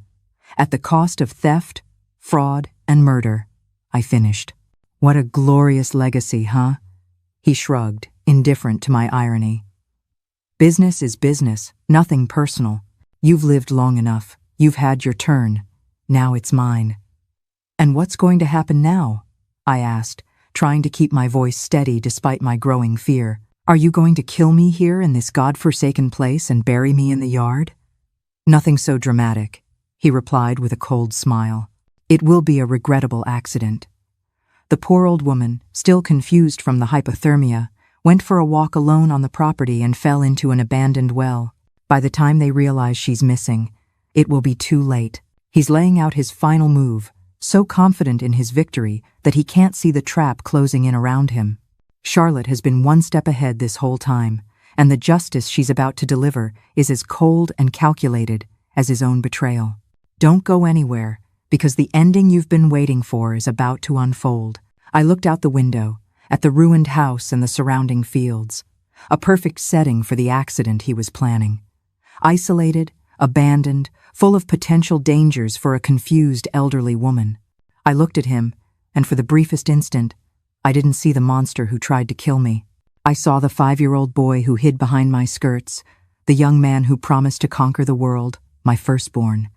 A sharp pain, the last vestige of a mother's love, pierced my chest. This wasn't the victory I had dreamed of for him. But the moment passed, and reality set in. The boy was gone, and I had to protect what was left of our family and our honor. "It wasn't just about the money, was it, Michael?" I asked, my voice soft, devoid of anger. "It was about his shadow, your father's. You always felt you had to escape it, but instead you let it consume you." For a flicker of a second, the mask of the monster cracked, and I saw the lost boy underneath. It was the most profound pain of all. "You could have had a kingdom," I said quietly. "Instead, you chose a cage." At that moment, as if a divine sign, headlights illuminated the dirt road. It wasn't just one car, it was several, approaching the abandoned property quickly. Michael's expression changed, panic replacing arrogance. "Who?" "Oh, I forgot to mention," I said calmly. "I've recorded every word of our conversation since we left the hospital. And not just today, I've been recording you for weeks, every threat, every veiled admission, every plan. And my pathetic allies are following everything in real time, including the police." He looked frantically at the approaching cars. 2 police cruisers, Christopher's car, and another I recognized as belonging to Sheriff Thompson, an old family friend I had secretly contacted. "You wouldn't do that," he muttered, more to himself than to me. "You wouldn't turn your own son over to the police." "My son?" I replied with a mix of sadness and determination. Died the moment he closed that freezer door on my back. The person sitting here with me is just a criminal wearing his face. Justice was served, but there was no victory in it. When that police car drove away, it didn't just take a criminal with it. It took the little boy who once hid behind my skirts, and the young man who promised to conquer the world. It took the last piece of a mother's heart, and that is a loss no court can ever repay. The cars stopped in front of the abandoned house, blocking any possibility of escape. Michael looked at me one last time, not with anger or fear, but with something that looked almost like respect. "You were always smarter than I imagined," he said in a low voice. "No, son," I replied, feeling the tears I had held back for weeks finally welling up. "You were more foolish than I could have imagined. You thought age meant weakness, that I would easily give up the life I built. But if there's one thing I've learned in almost 80 years in this world, it's that you should never, ever underestimate a stubborn old woman with a thirst for justice." When the car doors opened and the police officers began to approach, I knew that a phase of my life was ending. There was no joy in victory, only the painful certainty that I had done what was necessary. The son I knew and loved had been lost somewhere along the way, replaced by a stranger driven by greed. The justice I planned wasn't to destroy him, but to prevent him from destroying more lives, including his own. Because deep down, very deep down in that heart that had become as cold as the freezer where he tried to kill me, maybe there was still a sliver of the boy who once dreamed of growing our company for nobler reasons than mere ambition. Michael's arrest was just the beginning. The days that followed were a whirlwind of statements, documents, meetings with lawyers, and painful conversations with the rest of the family. Sophia couldn't stop crying when she found out everything. Daniel was silent for hours, then hugged me so tightly he nearly broke my already fragile ribs. "How could he, Mom?" was the question everyone asked, and I had no answer. How do you explain the transformation of the boy who once ran around the backyard into a man capable of locking his own mother in a freezer to die slowly? There was no explanation that made sense, that would heal the open wound in our family's heart. The scandal was hushed up as much as possible, but in a small city, secrets of that magnitude don't stay hidden for long. Soon the whispers began. I saw the pitying looks at the supermarket. I heard the gossip at the hair salon. "Poor Mrs. Charlotte," they'd say, "betrayed by her own son." But I didn't want to be anyone's poor thing. I never was. I wouldn't be now. While the criminal case against Michael proceeded in court with him in pre-trial detention, thanks to the incriminating recordings and the police catching him in the act, I had a company to save.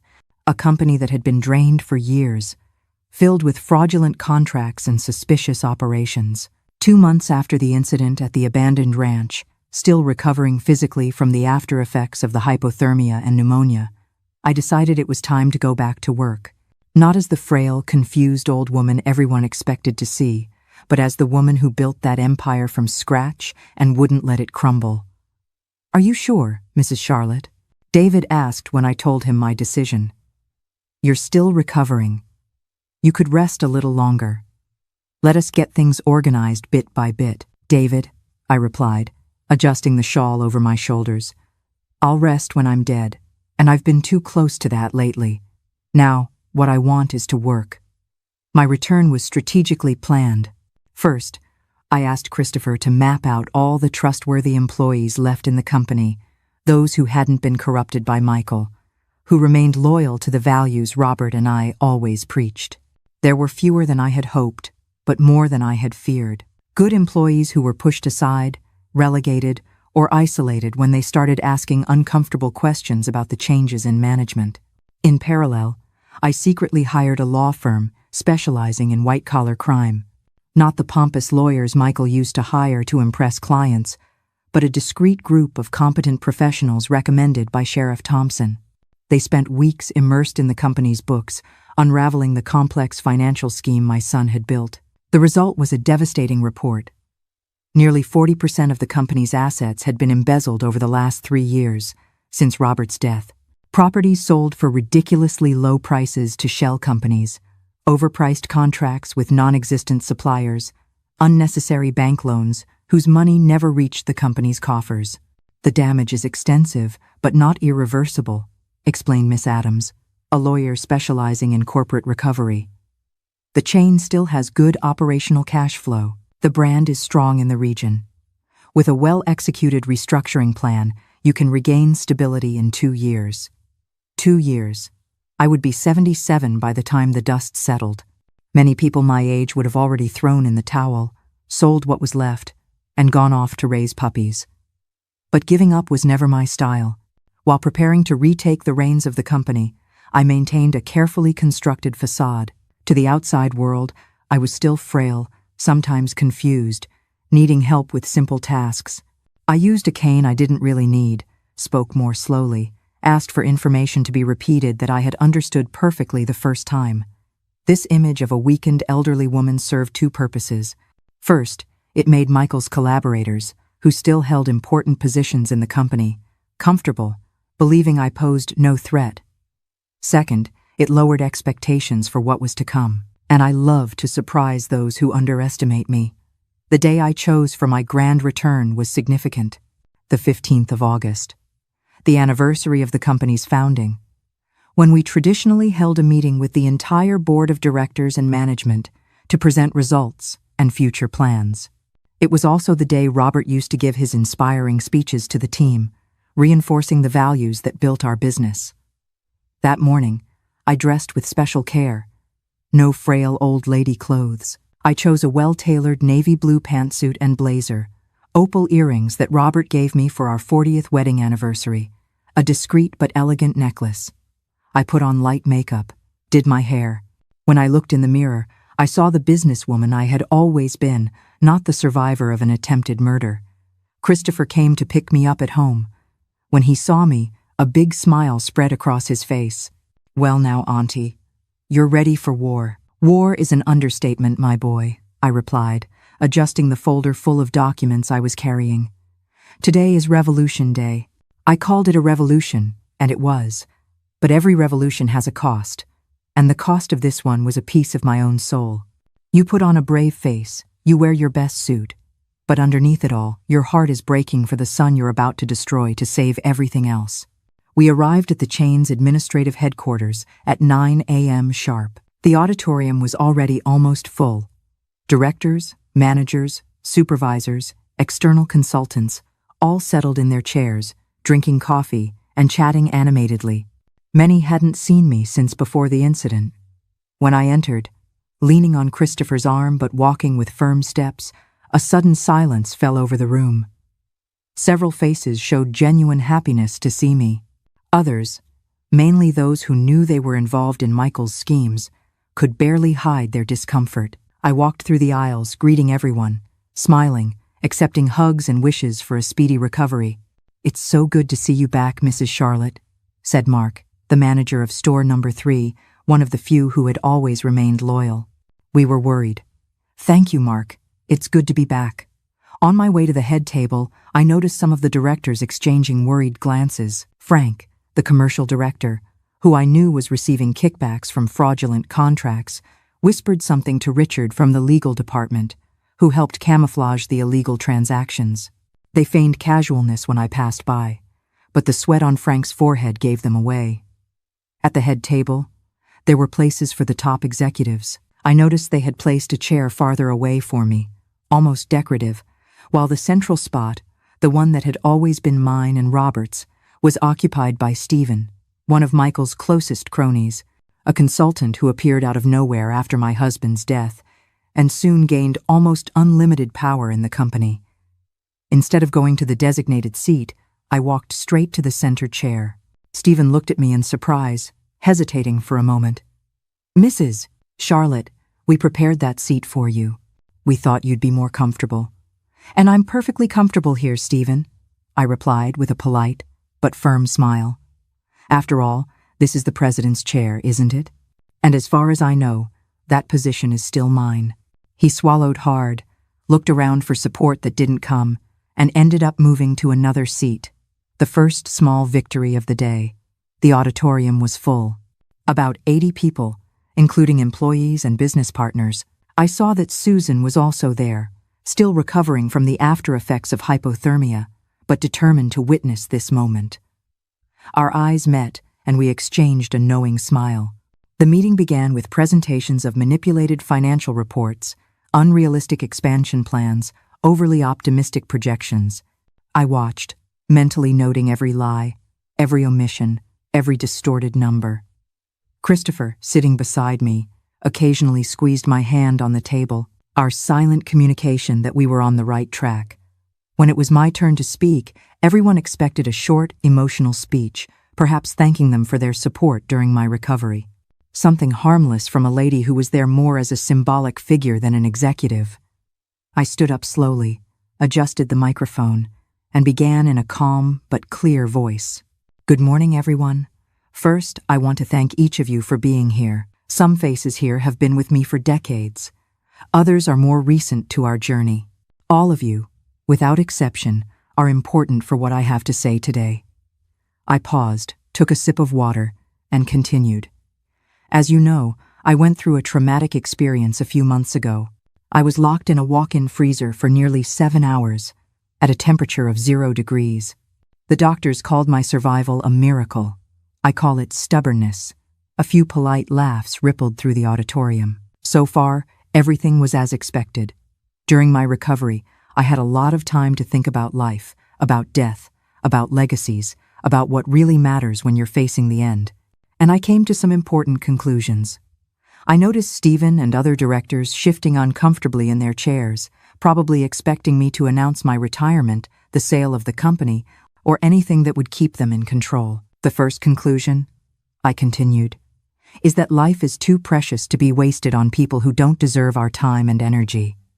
Murmurs of agreement, polite smiles. No one yet realized where I was going. The second conclusion is that when we build something with love and dedication for decades, we have a responsibility to protect that legacy, to ensure that the values we planted continue to flourish, even when we're no longer here. More nods. Christopher hid a smile. He knew what was coming. And the third and most important conclusion, I paused dramatically, is that my son Michael and several of you here today have been systematically stealing from this company for the last 3 years. And just like that, the revolution has begun.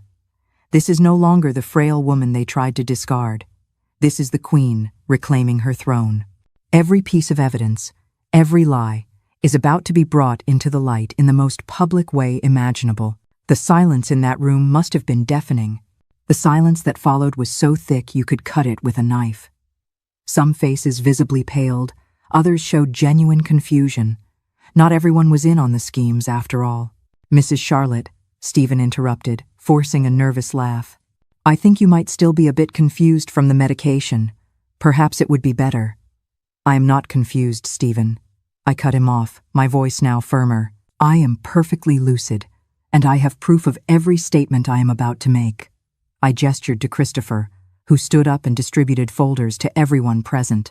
Inside them was a detailed summary of all the uncovered fraud, with supporting documents, values, dates, and names of those involved.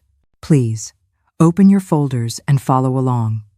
I instructed as a presentation began to project on the screen behind me. What you are seeing is just the tip of the iceberg of a sophisticated scheme of resource diversion, document forgery, and money laundering that has drained nearly 40% of this company's assets since my husband's death. The murmuring grew louder. Some directors frantically flipped through the documents, panic evident on their faces. Others seemed genuinely shocked by the revelations. I continued relentlessly. On page 3, you will find details about the undervalued sale of our land in the industrial zone to the company MR. Investments, which, as you can see from the attached documents, belongs to my son Michael. A piece of land valued at $12 million, sold for only $3 million, with the difference being pocketed through a complex scheme involving offshore accounts. Stephen tried to interrupt again, but I held up my hand, silencing him. On page 7 are the contracts with shell suppliers, companies that exist only on paper but received millions for services never rendered. Directors Frank, Richard, and Stephen signed all of those contracts, fully aware of the fraud, in exchange for 10% kickbacks deposited into their personal accounts. The 3 men mentioned looked like they were about to faint. Frank was already frantically looking for the exit with his eyes. And on page 12, the most disturbing of all, documents showing that my accident in the freezer was no accident. It was a carefully planned murder attempt. The auditorium erupted in exclamations of shock.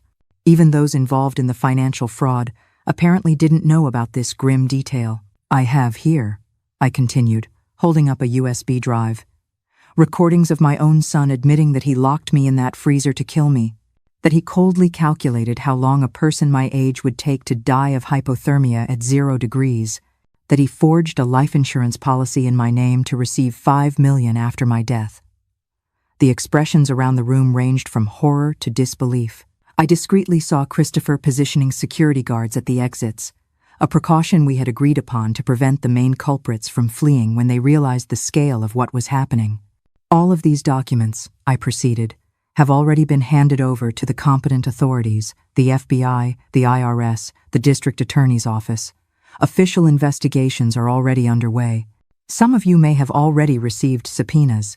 Others will receive them in the coming days. Stephen finally found his voice, now clearly desperate. This is absurd, a conspiracy. You're senile, you don't know what you're saying. We will challenge every document, every accusation. I smiled calmly, waiting for the exact moment he finished his little outburst. You know, Stephen, it's interesting you mentioned senility, because that was exactly what you all tried to prove over the last few months, that I was confused, disoriented, incapable of managing my own business. You even hired a neurologist to forge a report of incipient dementia. I paused, savoring the moment before delivering the final blow. What you didn't realize is that I was faking it the entire time. Every memory lapse, every apparent confusion, every moment of fragility, it was all an act. So that you would let your guard down, so you would continue to leave a trail of evidence, so you would feel comfortable enough to make mistakes. And you made many. The look of shock on the faces of Stephen and his cronies was priceless. The penny finally dropped. They weren't dealing with a confused old woman. They were facing a strategist who had outplayed them at their own game. While you were celebrating your supposed triumph over a vulnerable old woman, I was gathering evidence, hiring the best lawyers, meticulously preparing for today, the day I take back control of what is rightfully mine. At that moment, the auditorium doors opened, and Sheriff Thompson entered, accompanied by several police officers. These gentlemen, I indicated to the newcomers, have arrest warrants for 7 people in this room, including directors Stephen, Frank, and Richard. The charges range from racketeering and fraud to attempted murder. In the case of my son Michael, who is already in custody, chaos ensued. Frank tried to run, but was quickly restrained by the security guards. Richard simply slumped in his chair, hiding his face in his hands. Stephen, in a final act of desperation, began shouting incoherent accusations, saying I was crazy, that it was all a witch hunt. All of you, be quiet. My voice boomed through the microphone, surprising even myself with its strength. The silence returned instantly. For 50 years, I continued, now more composed. I built this business from nothing alongside my husband. We never stole a cent from anyone. We never cheated on a contract. We never stepped on anyone to get ahead. Our values were always honest work, respect, and responsibility. I made a point of looking into the eyes of each person in the room as I spoke. Those who share those values still have a place here. Those who chose another path, the path of dishonesty, greed, and betrayal, are being removed today. Not just those being arrested, but all accomplices at every level. Christopher stood up, holding a list. As we speak, audit teams are entering all of our stores. Every manager, every supervisor, every employee who knowingly participated in the fraudulent schemes is being suspended. At the same time, we are rehiring good professionals who were fired for refusing to participate in the fraud. This company, I concluded, will be reborn today, like a phoenix from the ashes, stronger, more transparent, more faithful to the principles that should have always guided us. And I will be here to ensure that happens, for as long as necessary. When I finished, the auditorium was silent for a few seconds. Then, slowly, people began to stand up. First Mark, then other long-time managers, long-serving employees, those who had always resisted the changes imposed by Michael. Applause started, timid at first, then growing until it was deafening. I saw tears in many eyes, not just tears of fear or shame on the faces of the guilty, but of relief and hope on the faces of those who had watched the ship sink in recent years and felt powerless to stop it. As the police led the detainees away, I stood firm in my place, receiving hugs, handshakes, words of support. Susan came to me with tears streaming down her face. "You did it, Mrs. Charlotte. You got justice." "We did it, Susan," I corrected her. "Without your courage to testify, without your strength to survive that freezer with me, maybe I wouldn't be here today." The following weeks were intense. Endless meetings with lawyers, auditors, new managers. The complete restructuring of a company our size doesn't happen overnight. There was resistance, sabotage, attempts to destroy evidence, but we were prepared for all of it. The criminal case against Michael moved forward quickly with overwhelming evidence. He was sentenced to 30 years for attempted murder, plus 12 years for various financial crimes. The other directors received lesser but still significant sentences. In one of the rare visits I made to him in prison before the trial, I tried to find in the handcuffed man before me some trace of the boy I raised. I found nothing. It was like looking at a stranger. The legal battle may be over, but this is the final, personal verdict. There's no victory here, only the deep, aching grief of a mother mourning a son who was lost long before he was ever put behind bars. Some wounds a courtroom can never heal. "Why?" was the only thing I asked him. He looked at me with empty eyes. "Because it was easier than waiting for you to die naturally. Because I wanted total control. Because I thought I deserved more than just crumbs from the empire I helped build." "Crumbs?" I repeated in disbelief. "You would have inherited everything, Michael, legitimately. It was just a matter of time." "Time?" He laughed bitterly. "You're like one of those giant tortoises, Mom. You were going to live to be 100, 110. I'm already 55. When was my turn ever going to come?" I left that visit with a heavy heart, but with a renewed certainty that I had done what needed to be done. My son had made his choices. I had made mine. In the months that followed, I dedicated myself completely to the company's recovery. We promoted loyal employees to leadership positions. We brought back talents who had been pushed away. We implemented new financial controls to prevent anything similar from happening again. Sophia and Daniel, my other children, came to live in Ohio temporarily to help. Although neither of them had an interest in taking over management permanently, Sophia had her academic career. Daniel, his restaurant in Chicago. Their support was crucial in that time of transition. Gradually, the wounds began to heal. Sales, which had dropped with the initial scandal, started to climb again. The trust of suppliers and customers was rebuilt. The employees, now working in a healthier and more transparent environment, regained their pride in being part of the company.